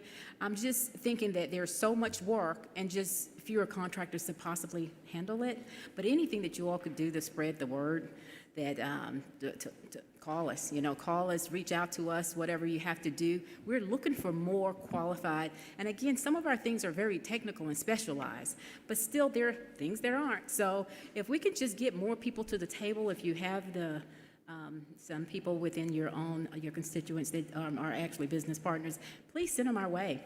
Our main number is 803-545-3470, 3470 at the end. Any other questions? Great questions, though. Mr. Brennan? Yes, thank you, Mr. Mayor. Wonderful presentation. Y'all did a great deep dive. And I think we really appreciate your procurement recommendations. Mr. Mayor, what would be the best path forward to review the recommendations by the department? Send it to a subcommittee? Ms. Wilson, what do y'all recommend? Well, I think we want to make sure, number one, that we quantify all the questions, because I know I have some follow-ups, but, we've spent a great deal of time today, and I think it'd be good to follow up. I think we ought to submit our questions. This may be a great opportunity for this to go to Administrative Policy Committee to take a digger dive, because I do think there's some outstanding questions. We talk about IFAS. IFAS has been here as long as I have, and probably longer than most people in this room. Is it time for us to evaluate the technology, and is it the best that allows our staffs and everybody to do their job to their best ability? We've talked a lot about technology, tools, and autonomy, And for us to be able to succeed as a city, this is an area that I think we all look at, which may be a great time for us to have the technology committee dive in as well. Hey, should we consider a consultant to take a look at our overall system and what's the most effective and efficient system for us to provide? Because if we're not providing the tools and the training that everybody needs, we can't expect different outcomes. And the reality is for us to make sure that we're doing the best job, a job that is making sure that we're getting things out timely, that information's passing quickly and efficiently. I know we still push a lot of paper around, which in today's age is not something we ought to be doing. So, I think if we start taking this and deep diving, I think we can really improve things for all. And that includes our customers, internal, external, and of course our staff. I think that would be my suggestion at this point. Does anybody else have any other suggestions? It's my understanding you all are going to submit your questions, Mayor, first, and then we'll, reevaluate whether you want to refer it to committee or are you referring it to committee? Well, I think the questions for people in general would like to get answered. So, questions spur other questions, things, but it'll help us give a clearer direction to the committee of what we would like them to review and work with on policies and, hey, this is working, this isn't working, this is working, how we define that. That would be my suggestion. Yes, sir. If you all would submit those to me and Jeff, that would be great. Wonderful. Thank you so much for Thank you, for ladies, the for president, taking the and time. thanks to your Thank team you, as well. Thank Sandra you. and Shannon, great job. Thank you. So we have reached the part on our agenda for today's consent agenda items 4 through 19. And again, I would ask if there's any public input regarding consent agenda items 4 through 19. Do we have anybody who'd like to speak on, for, against, question any of the items that we have on the consent agenda this evening?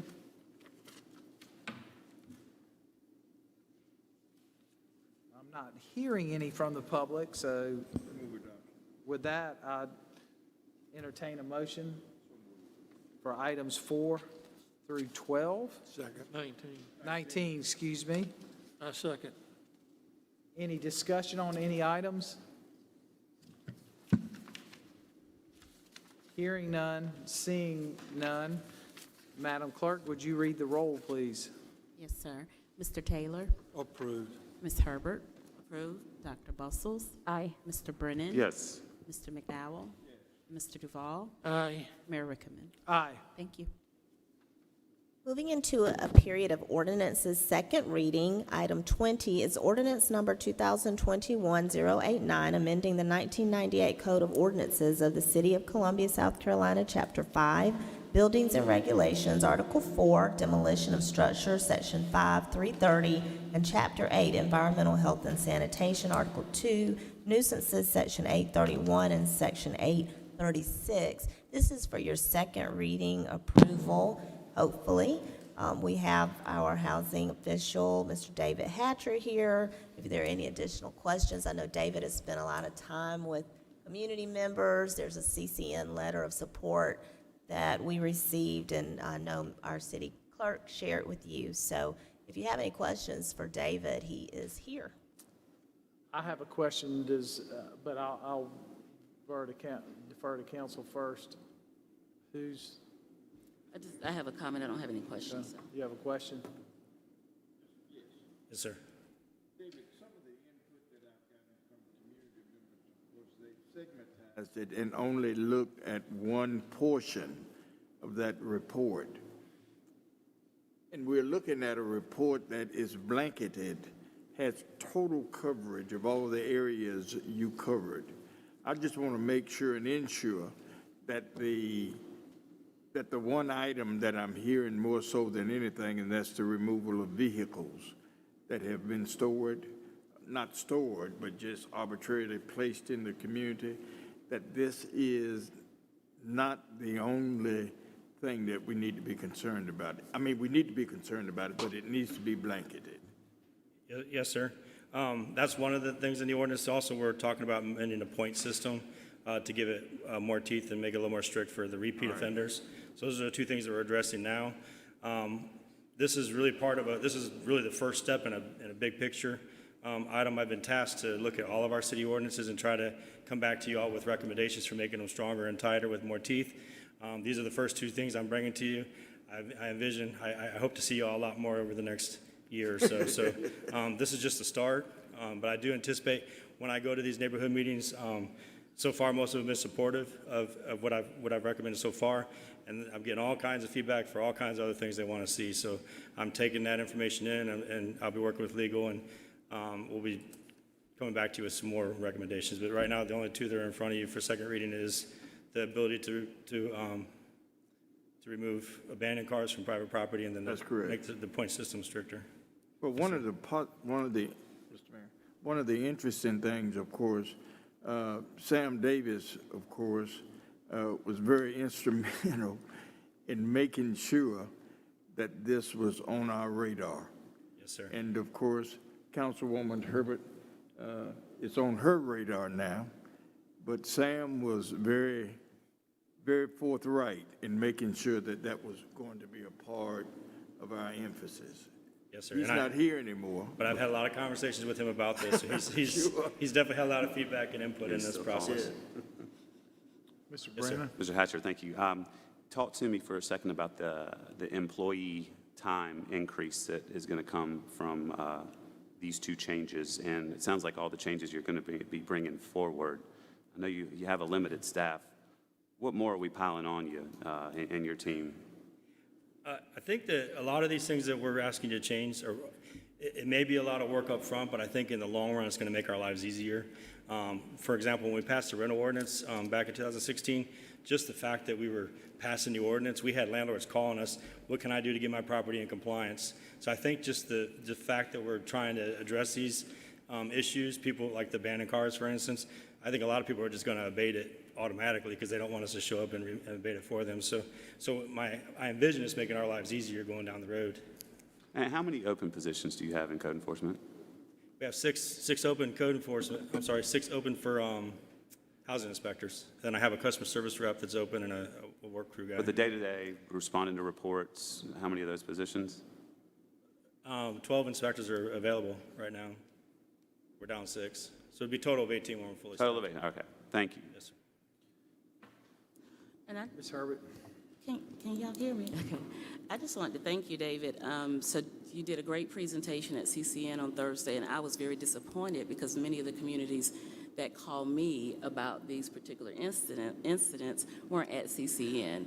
So I scheduled another meeting last night, and thank you for working with us, but we met with about 4 or 5 neighborhoods. And really just gave them the opportunity to truly understand the changes. A lot of them, we have to be careful when we're using words like abatement because, sometimes folks just don't know. But it was very important to me to make sure they really understood the changes. And I think that you'll agree by the time the meeting was over, everyone, there's always going to be a sentiment that it's not enough, but if in understanding what you were trying to do, I think that we did a good job in conveying that message and getting the support of the community. And then I just want to let you know, Sandra Rich from Golden Acres, I happened to talk to her today, and she said, the only good person over in code enforcement was David Hatcher, and he's gone. I hadn't seen him. And I said, well, because he's gotten a promotion. He's a little bit higher up. And so hopefully it brings you some peace that David has assisted in making those recommendations. So I want to thank you. And I think that the more we can help the community members truly understand what the changes mean and the impact that they'll have, then you'll get less calls, because I know that y'all are getting tons of calls about things that you can't do. So I thank you for working with me in those neighborhoods, and I look forward to hearing future changes too. Thank you. And thank you as well. David, I've heard from several folks who have been through the process, and one of the complaints of the system, the way we have it is that there's no ticket given to the tenant in the first round. the landlord is automatically given the ticket first, which for most of them, tenants come and go, as we know, more than they leave and come and go. Is there a process that the actual tenant gets the first ticket, then the landlord gets it? Because the landlord can't remedy a problem that the tenant's not getting any responsibility for. And the majority of these cases, it looks like from what I got, that's where it stems. Is there a process that tenant gets that first ticket, the landlord gets the warning per se? You know, obviously if they're a repeat landlord, you know, obviously we have a system for that. It's this first one though, because there's no teeth for the tenant. You know, and you and I both know that going through that series, we can go to that landlord 3 times in a strike system, but the tenant, it'll probably take him 5 times to get that tenant out of his apartment. So there's an imbalance there. How do we cure that before we finalize this? Because that is a real concern, and I think we have a series of probably events like this that we can point to. I know that the landlords I heard from.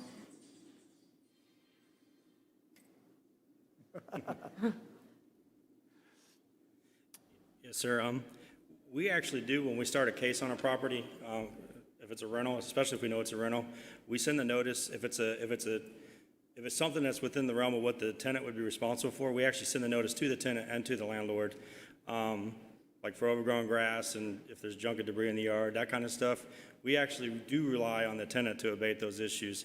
They still can get assessed the points because that's the way the ordinance is designed. The landlord gets the points, but we do look to the tenant to address those issues, and we actually write summonses to the tenants all the time. So we do try to get the tenants to address the issue first. The way the ordinance is written, they automatically get the point because we started the case, but that's why the ordinance allows for 15 points, because we know there's going to be issues at properties. That gives the landlord opportunities to correct those issues. We just shrunk that. What's that? We just shrunk that. So when you look at that and you look at the quickness, and I'm more concerned, what I've heard is from nuisance complaints and other stuff, because that's what's really tenant driven. Most of the repairs and other things are landlord responsibilities for the most part. Yes, sir. But when we got into nuisance, it puts landlords in a very unique position because the tenant is not getting the ticket. If that's our fault, or if it is, I'm just trying to understand how to remedy that, because if we're going to have a system, there has to be some balance in it. And this puts a lot of onerous on a tenant, and we can say, well, you got screening, you got this, you got that. That's reality, but when you got more than 52% of all the properties here are rental, it's a bigger issue. And so I want to make sure that we're dealing with folks fairly. I'm not trying to give a pass to a landlord, but there is some responsibility on that tenant in situations, and if we're not addressing it with them and strictly going to the tenant, you've taken 30% of his, well, one of those violations, I think is 5 points. That's 30%. Without him ever having an opportunity or a way to go to the tenant in the beginning, because the tenant gets away with a lot more in that situation. So I don't know if there's a way to remedy that first initial ticket goes to the tenant with a warning to the landlord. I'm sorry, because I just need clarity. So what help me understand exactly what you're trying to achieve? I'm trying to understand the system, the initial system, especially when it comes to a nuisance. Let's say the officers show up, somebody's having a big party or whatever. Right. They don't issue a ticket to that tenant who's having the party. That is the violator of the nuisance. That landlord at 1 o'clock in the morning has no control over that. He's not there, right? But he's getting penalized in that situation 5 points, roughly, right? Well, not if it's a second offense. Not if it's the first offense. But that's probably the exception. That's probably one of the few cases where I know that we don't issue a notice. But if there's overgrown grass at a rental, we send the notice to the tenant, and we try to get them to address it. I get that. I think it's the nuisance portion I'm trying to figure out. Is there a balance see. to deal with that so that the tenant has responsibility as well. And just to give you the other side of that, in District 1, we really are trying to put more of the onus on the landlords to maybe put a little more effort in looking at the types of tenants that they are getting. And I've been a landlord and had people that I'd expect to be a problem. And so what I took from some of the changes that were made and what we thought were the things that I hear from my citizens is that we want to make sure that the landlords aren't just putting it on the citizens and letting it continue to go and continue to go and continue to go, and that they understand that in all communities we want to make sure that we have some pretty nice neighbors that aren't causing problems. I think the point is that we're talking about the first initial, because then that gives the landlord, let's say the landlord has no other violations, but somebody has this, they get a nuisance call, that landlord gets the points, the tenant gets nothing. There's no consequences But that's to the not tenant. correct. I think that depends on what the offense is. Well, and so you can't say a blanket. In my experience, most landlords will pass that fee down to the tenant. So they do, from what I understand, they do feel the pain. I don't know if that's in every case. But that makes the landlord a repeat offender. I'm just trying to figure out, is there a way to create a system that creates a little balance in that first charge? That's all I'm asking. I mean, I get it. We're here for a reason, and we've gone through this, and we painstakingly had it, but this is one of those unintended consequences that nobody's talked about, but yet has affected people who are in that business who have a great track record otherwise. And so, they're stuck in that system. I'm just asking if there's a way to address it. Sir, Mr. maybe Mayor. instead of charge, oh, I'm sorry. Oh, I'm sorry. Yes, sir. David, would the nuisance be a criminal violation that you cannot give a ticket on? Or would it be a code violation that you can give a ticket on? The nuisance ordinance is considered a criminal violation if we write you a summons. If we write you just a notice to comply, that's not a criminal act at that point. Oh, If your you don't code- comply, we write you a summons and it becomes a criminal. Your code officers are not allowed to issue criminal violations, are they? They do issue summonses. Summonses are considered criminal in court when we Okay. go to court. One of the issues, Mr. Mayor? Yes. One of the issues that I think is very important as we talk through this is accountability. Who's accountable? If you've got a grass issue over there, who's accountable? Is it the tenant or is it the landlord? I think the issue for me has to be, and I think that's what Councilwoman Herbert is alluding to, who's accountable for that? Is it the tenant's responsibility or is it the landlord's responsibility? And I think that there needs to be a real clarifying statement about of how that embellishes itself.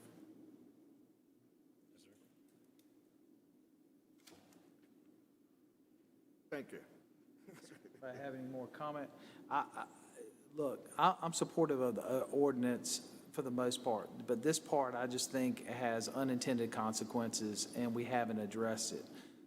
I would reserve the right to amend this ordinance at a later date and ask that the committee, we send it to committee to help figure out how we look at that to make sure that we're addressing the issue correctly, but there's some examples, and I'd like to bring those forth for us to look at. I will support the ordinance, but I will come back for amendment around the nuisance piece and have it clearly defined what I mean, because I'm not trying to open a gap anywhere, but I do think that there's an issue there when it comes to certain areas and how that point system works. Mr. Taylor? Can you pass the abandoned cars part and defer the nuisance part until? Let's pass it all Let's and then go back and amend I it. was- There are two different ordinances. One's a nuisance ordinance, the second one is a renters, right? And there's different pieces to the They're nuisance. different I'd rather pieces. come back and amend it. We can study it and come back. I move approval of But, the Mr. ordinance as presented. Mr. DeVault, if you'd hold on, just a point of clarification. Mr. Mayor, are we talking about, do we want to amend it and send it to committee with the approval of this today, or we want to do that later? I'd like to write it up and have it down in detail. All So right. that I present it in full, but it was a question that it's come up several times this week. So I would suggest that we put that together, then we refer it to the committee to All be right. amended. You want to pass this and then come back and amend it after That's that? correct. Well, and I The think- motion is on the floor. So move. Well, For I'm sorry. clarification, Yeah, I need please. clarification. One ordinance that encompasses these both changes. One ordinance. You're approving the ordinance today, and you're going to draft an amendment, send it to the committee. Clarify To one clarify that specific specific point. piece. Yes. Thank you. Second. Any discussion?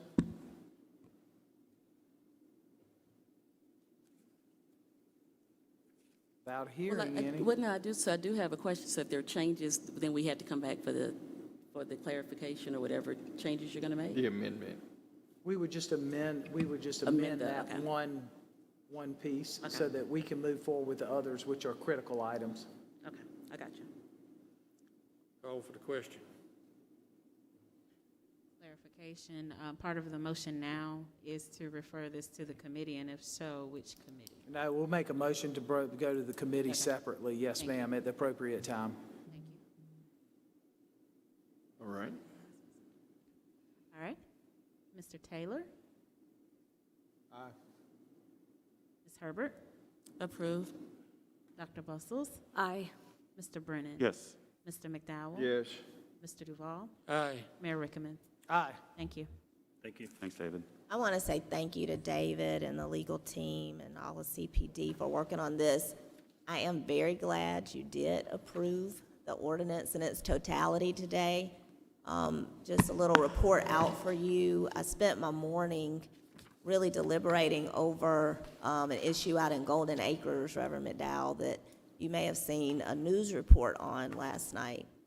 To have held this today wouldn't have given you the teeth to go out, for us to go out and make sure that this 10-year-old vehicle that's been sitting there as a public safety hazard is now going to get moved today, I'm being told.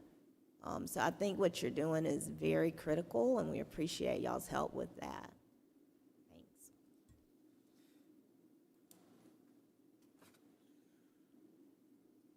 Moving into a period of event resolutions, these items, the Columbia Police Department has reviewed and approved safety plans that adhere to the COVID-19 pandemic safety and social distancing protocols as published by the CDC and South Carolina DHEC for each of the following events. They include item 21, resolution number R 2022-002, authorizing consumption of beer and wine beverages only at the official kickoff to St. Pat's and 5 Points at the 5 Points Fountain on Friday, March 4th, 2022, with a rain date contingency of Saturday, March 5th, 2022. Is there a Move approval. motion?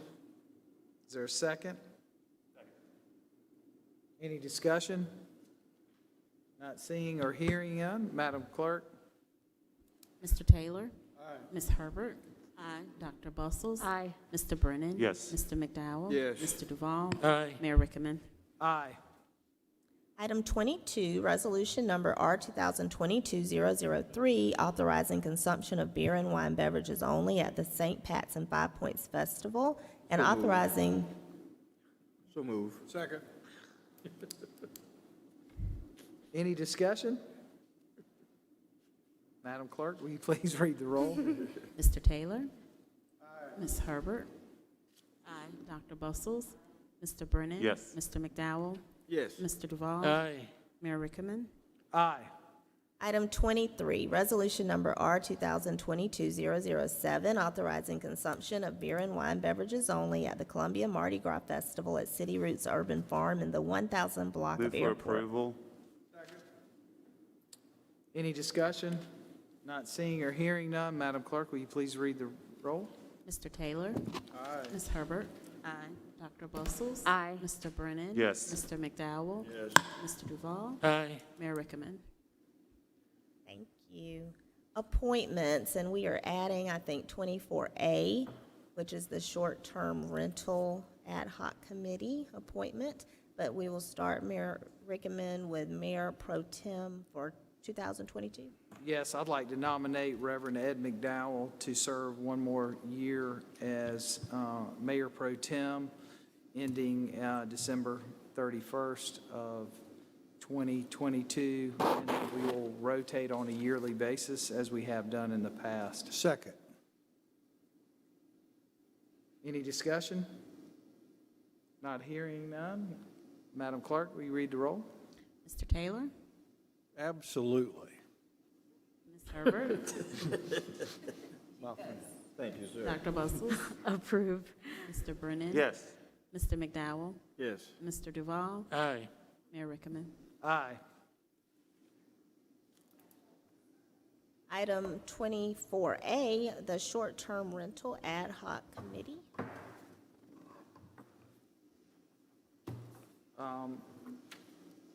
We have a nomination, and I believe it is Councilwoman Tina Herbert from District 1.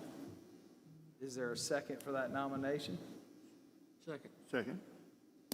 Any discussion? Madam Clerk, we're not hearing any discussion, so you may roll. Thank you. Mr. Taylor? Aye. Ms. Herbert? And Dr. Bustles? Aye.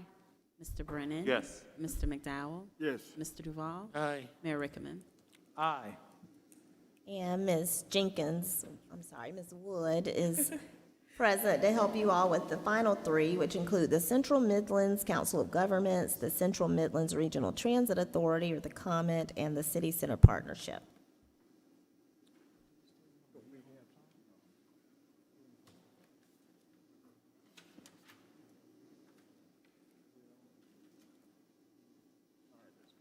So, Council of Governments, Reverend McDowell has said that he'd like to have a replacement in there. So we have two opportunities for council members to join that, and/or I believe we could set a designee, but I think they've encouraged us to keep council members on the board from my understanding. So I would look for two folks who were interested in serving on the COG. You want to defer that one until we get together with the long sheet? Would y'all like to defer this? Let's defer that. You want to defer it to the 15th and join all the other? That's right. Does that suit everybody?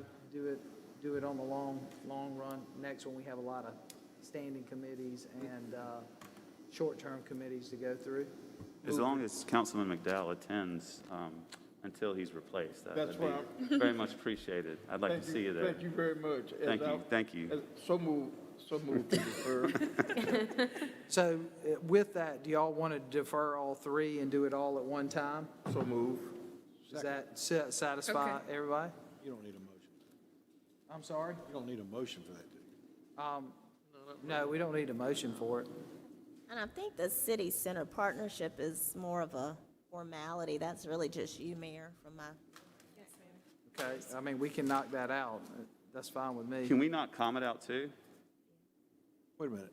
On the city center partnership, I'd like to defer that to the 15th.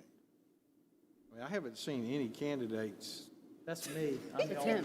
one. He would I'm the replace him. replacement of We need Mayor. to review that. That's it. And of course, you got District 2 rep. Is that right? This is I just mean, solely, yes. let's just do it all on the 15th, so everybody can see everything as a whole, and then we'll move forward. Does that work for everybody? Yeah. Can we do the short-term rental? That good? We already did. We did that? We've already done the short term. Yeah. I missed it. You slept through it, but it's Congratulations. okay. So are we going to appoint another mayor? We're going to appoint another mayor for City Center Partnership? Yeah. Mayor, I mean, it's just you coming on to City Center Partnership, and they've already written the memo, they've been through the steps. I think that's a very easy decision for us to make today. I can go either way. It doesn't. I think we bother me. should not, Clean a slate motion it. to approve City Center Partnership recommendation from staff. Get it done. Yes, Second. it was emailed to us. They want the mayor on there. Point the mayor, for goodness sake. They want the mayor. Is that okay, Councilman Taylor? Okay. It really doesn't matter. I just want to make sure everybody sees everything as a whole. I made the motion. We need a second. It's been second. We have okay. Well, we're moving forward with City Center Partnership. Perfect. Thank you. Okay, so motion to appoint Mayor Rickerman to the City Center Partnership. Mr. Taylor? Do you approve the mayor? He's there. Aye. Ms. Herbert? Aye. Dr. Bustles? Aye. Mr. Brennan? Yes. Mr. McDowell? Mr. Duval? Aye. Mayor Rickerman? Aye. Thank you. So to be clear, on the 15th, we're going to have all our ad hocs, both short-term and ongoing committees to go through. So we need to be thinking about all that because there are lots of appointments and where everybody will be, along with Central Midlands, which would be 2 appointments. Yes. We need to make sure we let the COG know that that's how we're moving forward. Okay, yes, sir. As well. And then we have 1 appointment to the Central Midlands Regional Transit Authority, better known AKA as the Comet. Yes, sir. And we've also included the memo from the Office of the Mayor regarding the ad hoc committees in each council member's binder as well, so you can review it. Mr. Mayor, what's the timeline on the Columbia Housing Authority appointment from the City of Columbia? There hasn't, we are going to have part of our meeting on the 15th. We're going to send out a memo about that. We need to discuss the Housing Authority board as a whole. And where we're in a transition period where I think council needs to come together and have discussion. I'm hoping that we could put one of my requests today when it comes to referrals was that we set aside some time at the next meeting to discuss this as a group around what we're looking for in a trustee, the Housing Authority, but also what we expect. We're, with the direction of a new leader, I have sent a letter over personally to the Housing Authority asking them to make sure that the search is done with a nationwide firm, somebody that really will find the best and the brightest for our community as a suggestion. But we as council as a whole will have to sit down and decide the criteria and how we want to go through the process of appointing the next, because there's 2 seats that will be available in 22. One now with Ms. Sinclair resigning, but also in September of 22 is a 2nd seat on the Housing Authority. Good deal, appreciate it. And Ms. Sinclair did reach out to say she'd be willing to continue to serve until all of that's resolved. I know her letter to you indicated the 31st of January.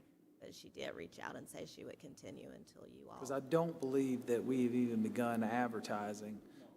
We have. We have. We We have? did a few Okay, I didn't months see back, it. and then we sent a follow-up. Yes, sir, we have. We did it around the holidays, and then we also did a follow-up in January. But we can always re-advertise it, and it's on the website.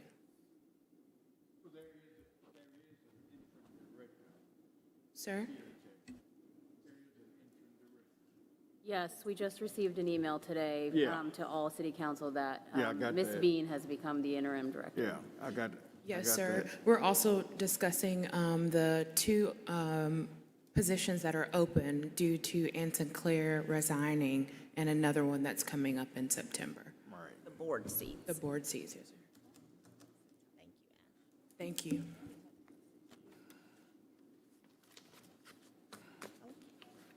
And again, if you all would refer to the memo, I know Ashley mentioned that, but I don't want it to get lost in the shuffle of all the paper. But that is a good outline for you regarding the various ad hoc committees.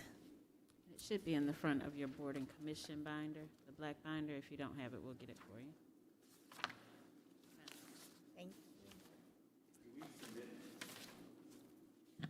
Do we submit to staff what we'd be interested in of those, or to?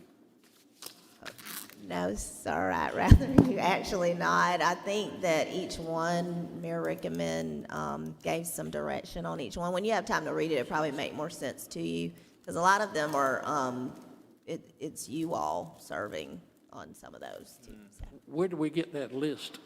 it's in your binder. We may need to just email it. Is this it? Yes, sir. It was, I think Mr. Shepleton emailed it to all of council today. And there's a hard copy there for you. So Mayor, do you want to get follow-up with your colleagues between now and the 15th, correct? And part of the meeting will be that we'll set aside a time to talk through it and discuss, make sure that everybody, one thing I do want to make sure is that everybody has an opportunity to participate in committees and that they're able to be involved.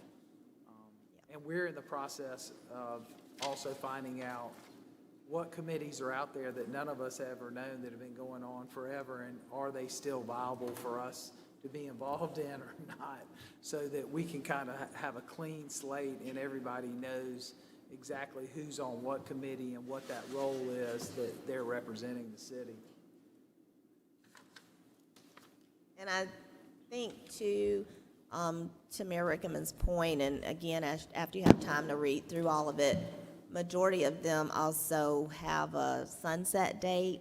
You know, some are kind of an ongoing, but not very many of them are. And you'll understand the ones like for the military, obviously that's an ongoing partnership, but there's a few on there that have been on there, and then a few additional that, and this is just my soft cautioning as staff to you that, you've got 6 standing committees of the council, and I think that's enough to say grace over on most days with staff trying to help you facilitate that. I do see the purpose for ad hoc committees for defined periods of time to deal with certain bigger issues, which I think is what you'll see before you. I'm not a big fan of a lot of ad hoc committees for a long period of time. So just sharing that, and I think that it's all well-intentioned, and once y'all work through it, we're happy to help. I do want to note that there's one committee that was requested today after meeting with Chairman Overture Walker, which is a Richland County City of Columbia committee consisting of 3 council members from the city, 3 council members from the county, to kind of meet on a quarterly basis to talk about issues or opportunities where we can work together. We discuss donut holes and other things, how we can kind of put some of these ongoing issues or questions or opportunities to bed. So I think there's a great willingness for everybody to kind of work closer together, and so I hope we can get all this done on the 15th, and we can really get to work, get these recommendations in from the short-term committees, and then really engage in the long term as we talk with the military. As the Brigadier General was here last week, very excited about getting us more in tune. He's going to invite all of us over to the fort for a tour and visit. He thinks it's been too long since we've been there, and would like to engage more with us to make sure that the military families and the citizens of Columbia are integrating and working together. As he reminds me, Fort Jackson is the gateway for the military. It's a very important partner for us in the city of Columbia. And we're going to do everything we can to have a better working relationship with the military.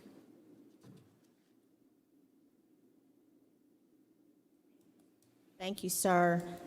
Moving into a period of any other city council business, committee referrals, reports.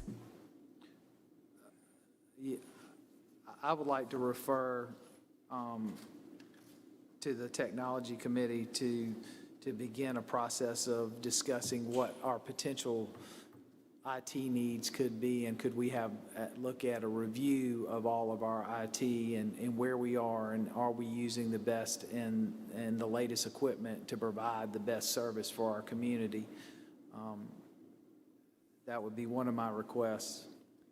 Specific to anything in particular, Mr. Mayor? I think, one of the things we ought to start with is IFAS, because I think it's the oldest piece of software we have at the city.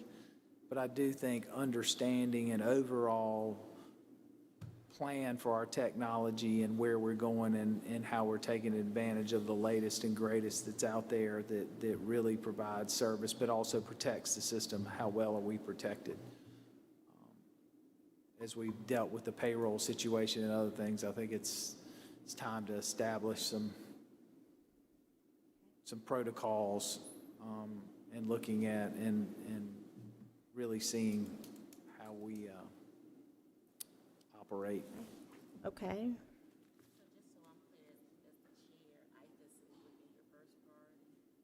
Yes, ma'am.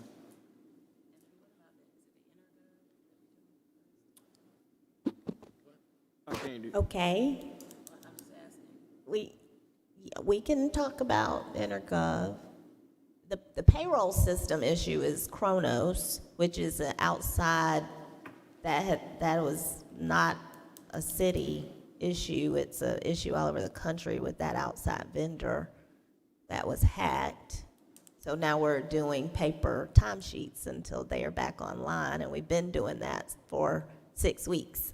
So we're very anxious for that to get resolved, but that's not a internal issue of the city, but it does present an opportunity, I guess, to kind of look more broadly, I guess is what the mayor's saying, is what other systems might be out there. I mean, the reality is a lot of systems use Kronos, so that one I'm not sure that we can deal with, but we'll try to look at it. But their problems become our problem, and I Yes. think that's my concern. Yeah. You know, that becomes a bigger discussion about outsourcing payroll or, you know, and we can talk about all of that. Now, Mr. Mayor, has there been any instances of someone hacking into the system? I think we talked about this initially, I think at our last meeting. Has there been instances where that kind of activity has taken place? Ever, Reverend Well, McDowell? I know about ever. I know about Okay, a yeah, few years ago. Right, when that was something that was more, you know, directed at you all as elected officials and me and personal information. But no, sir, we haven't had any Nothing current. internal you. issues like that, no, thank goodness. So Any we'll other work with you to referrals? schedule that. No more committee referrals? I don't think so. I did want to, Mayor, recommend you and I've talked about just our meeting schedule and how it's working, and the fact that the 4 o'clock meetings have been very good and concise, and we're pushing the work to you all that we need you to approve, consent agenda items, resolutions, ordinances. In not the olden days, but I've kind of been here a long time, so I've seen this done a lot of different ways. When you have started your meetings earlier in the days on the same council day, we would have work sessions, and those work sessions would then bleed into the council meeting evening. What Mayor Rickham and I have talked about, particularly for me, it's important as we're going into the budget season. This is when typically you will find that the presentations by the staff and me really ramp up, because we are going to be working now. We're already working with the department heads. They are preparing their budgets. And then it goes into us presenting all this information to get to an ending point, hopefully well before June, where I present the budget to you for approval, as we have to do by state law. So this notion of presentations becomes important, and we were thinking that the off Tuesdays may be a good time to have the presentations. I know Mayor Rickham liked the idea, and I told him that I would present it to you all, of doing it. I think you suggested in the morning, Mayor, potentially like 9 to 11 or 10 to 12 or whatever may work for you all. And you don't have to answer right now, because I know some of you have work schedules and all different things to work around. But just trying to work from a Tuesday, because typically that's your council day anyway, and maybe adding the off Tuesdays for that purpose.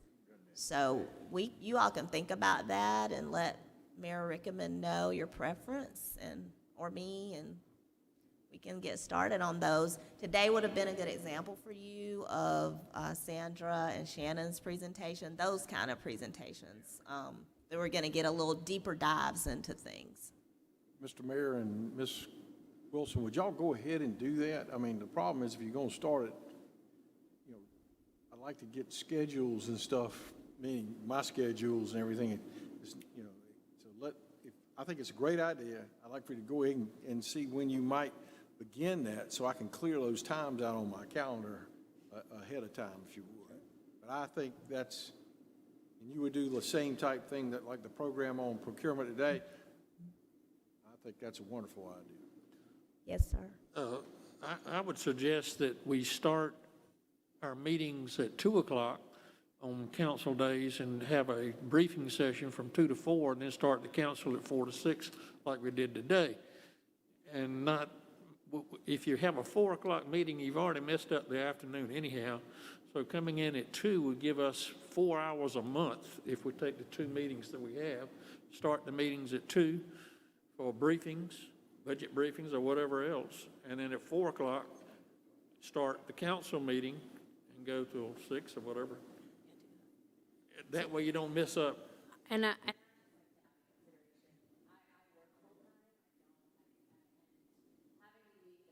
was really important to me when I ran for office to make it accessible for young people that work full-time, and I'm able to complete 8 hours of work before coming to this meeting. So as much as we can try and do it in chunks where it's, you know, 9 to 10 or 9 to 11, and then I'm able to adjust the rest of my day to make up my time, or in the evening, I think that is the reality of a lot of people that are part-time, you know, legislators. So just something to keep in mind. And I think the purpose, Mr. Duvall, is that A, we're much more efficient in shorter hours. B, because most everybody here is not retired, smaller chunks over different days allows people to get their full day and their business moving forward or their meetings. So trying to do it that way seems to be more effective and easier, especially if we schedule them out. Everybody knows exactly. And then we're not here for, 4 to 5, 6 hours at a time. Ms. Hammond also just reminded me, rightfully so, as we'll be staffing these, whichever way y'all go, we're gonna be here. So y'all have to decide what works for you. But you're going, with all these wonderful committees that you're going to have, we're gonna be having to schedule those too. So typically your committees have been scheduled on Tuesdays, a lot of time the same Tuesday as your council meeting Tuesday, so. But let's be clear, we're not going to schedule a meeting to have a meeting. If we have agenda items to be discussed, we're going to meet, but it's not an idea that every 3 Tuesdays in a row we're meeting just to meet. But we want to have that option. And I just comment, would rather see him, sorry, Howard, rather see him in the morning, sitting in these chairs for 4, 5, and 6 hours at a stretch. Well, I think one of the things that I think would certainly be highly, we can't do that tonight. I think if we could consider perhaps some time schedules, considering persons working, other schedules, submit that, and let's see where there is some common ground. Yes, sir. I think it's needed. I've gone through that 2 o'clock to 8:30. I've gone through that. And it feels pretty good right now to come in at 4 and be through at 6, but we were 15 minutes late. But I think you're right, Ms. Wilson. There needs to be a time in between on Tuesdays that we're not meeting to look at that budget, because that's going to take a voluminous amount of time. But I don't think we can do that tonight. I think what we ought to do is give input, everyone give input in terms of what's doable for us. Well, we are here to serve, and we will adjust and pivot based off what you all deem is best for you, the 7 of you. I know Mayor Rickman is going to receive on all your suggestions and let me know. And, you know, we're ready to get started, though, as soon as you're ready. So, So I think the sooner we can get input back for everybody, that we can get the clerk to provide a proposed schedule based on that input, and we can get it down so everybody can plan accordingly. you want to get that input by Monday, Let's do it with the retreat. Friday? Can we do it during the retreat? Let's say Monday, if that's okay, just if you don't mind. And that way, it'll get you through the weekend and all that'll be going on there, so. Who are we sending this input to? To me? Ms. Wilson? Okay, thank you. Me and Erica, if you don't mind, to me and the clerk, that'd be great. For the meeting, Or your preferred meeting times, right? Yeah. I was just suggesting that when y'all send it to me, we're just taking what you say. It's not the kind of discussion y'all need to have with each other. So maybe you can have some of that discussion at the retreat. That's a great idea, Mr. Duval. All right, so we are at public input again, Mayor, if you have anything else? no ma'am? Okay. We do need to get a full motion on the committee referral. Oh, thank you, Madam Clerk. We didn't do a roll call, did we? You made the motion, we need a second and a roll call. Oh, I'm sorry, on what? Need a motion for the IFAS review technology. So move. I need a second. Second. Discussion? Not seeing any, Madam Clerk? Thank you. Mr. Taylor? Approved. Ms. Herbert? Approved. Dr. Bustles? Mr. Brennan? Yes. Mr. McDowell? Yes. Mr. Duval? Aye. Mayor Rickaman? Aye. Thank you. Thank you, Erica. Any public input from online? We do have one voicemail that I would like to play into the record, Ms. Wilson. Thank you.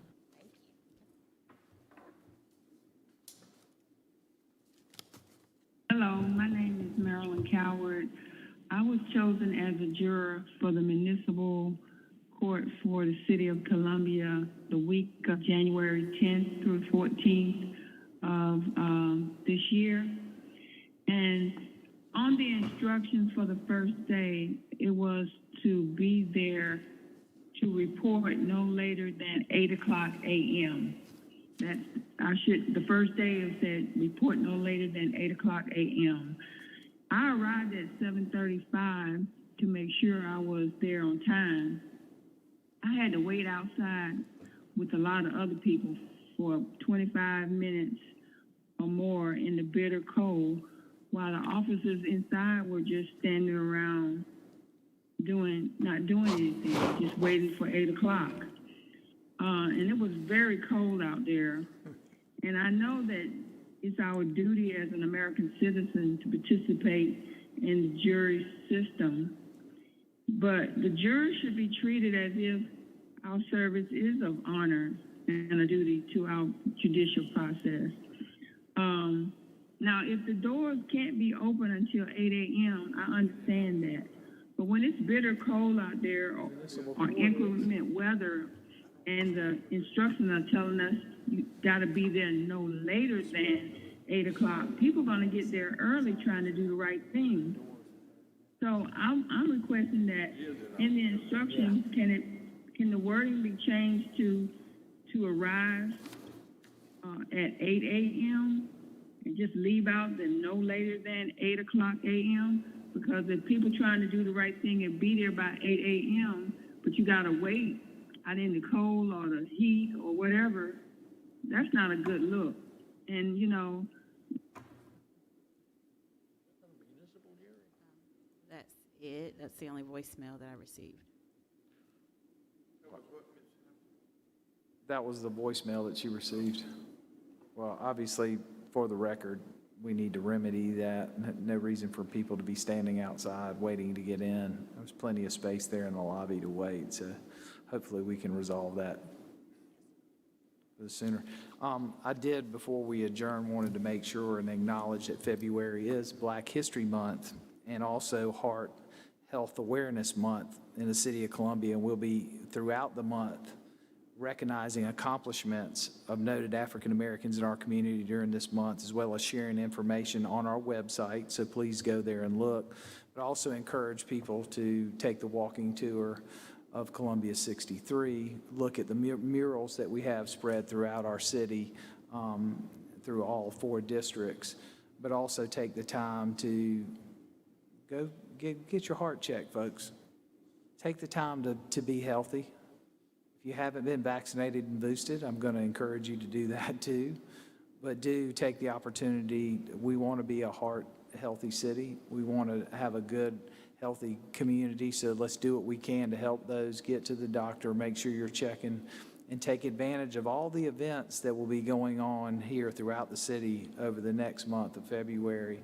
Please refer to our website if there's for the upcoming events. And I know our PR staff will be sending out weekly information for us to look, but I hope everybody will take the time and celebrate and learn something new about our community or somebody. With that, I will entertain a motion to adjourn. Second. Does anybody like to have discussion on that issue? Hearing none. Madam Clerk? Yes, sir. Mr. Taylor? Approved. Ms. Herbert? Aye. Dr. Bustles? Mr. Brennan? Yes. Mr. McDowell? Yes. Mr. Duval? Aye. Mayor Rickaman? Aye. Thank you. Have a good Thank evening. you all. Good evening.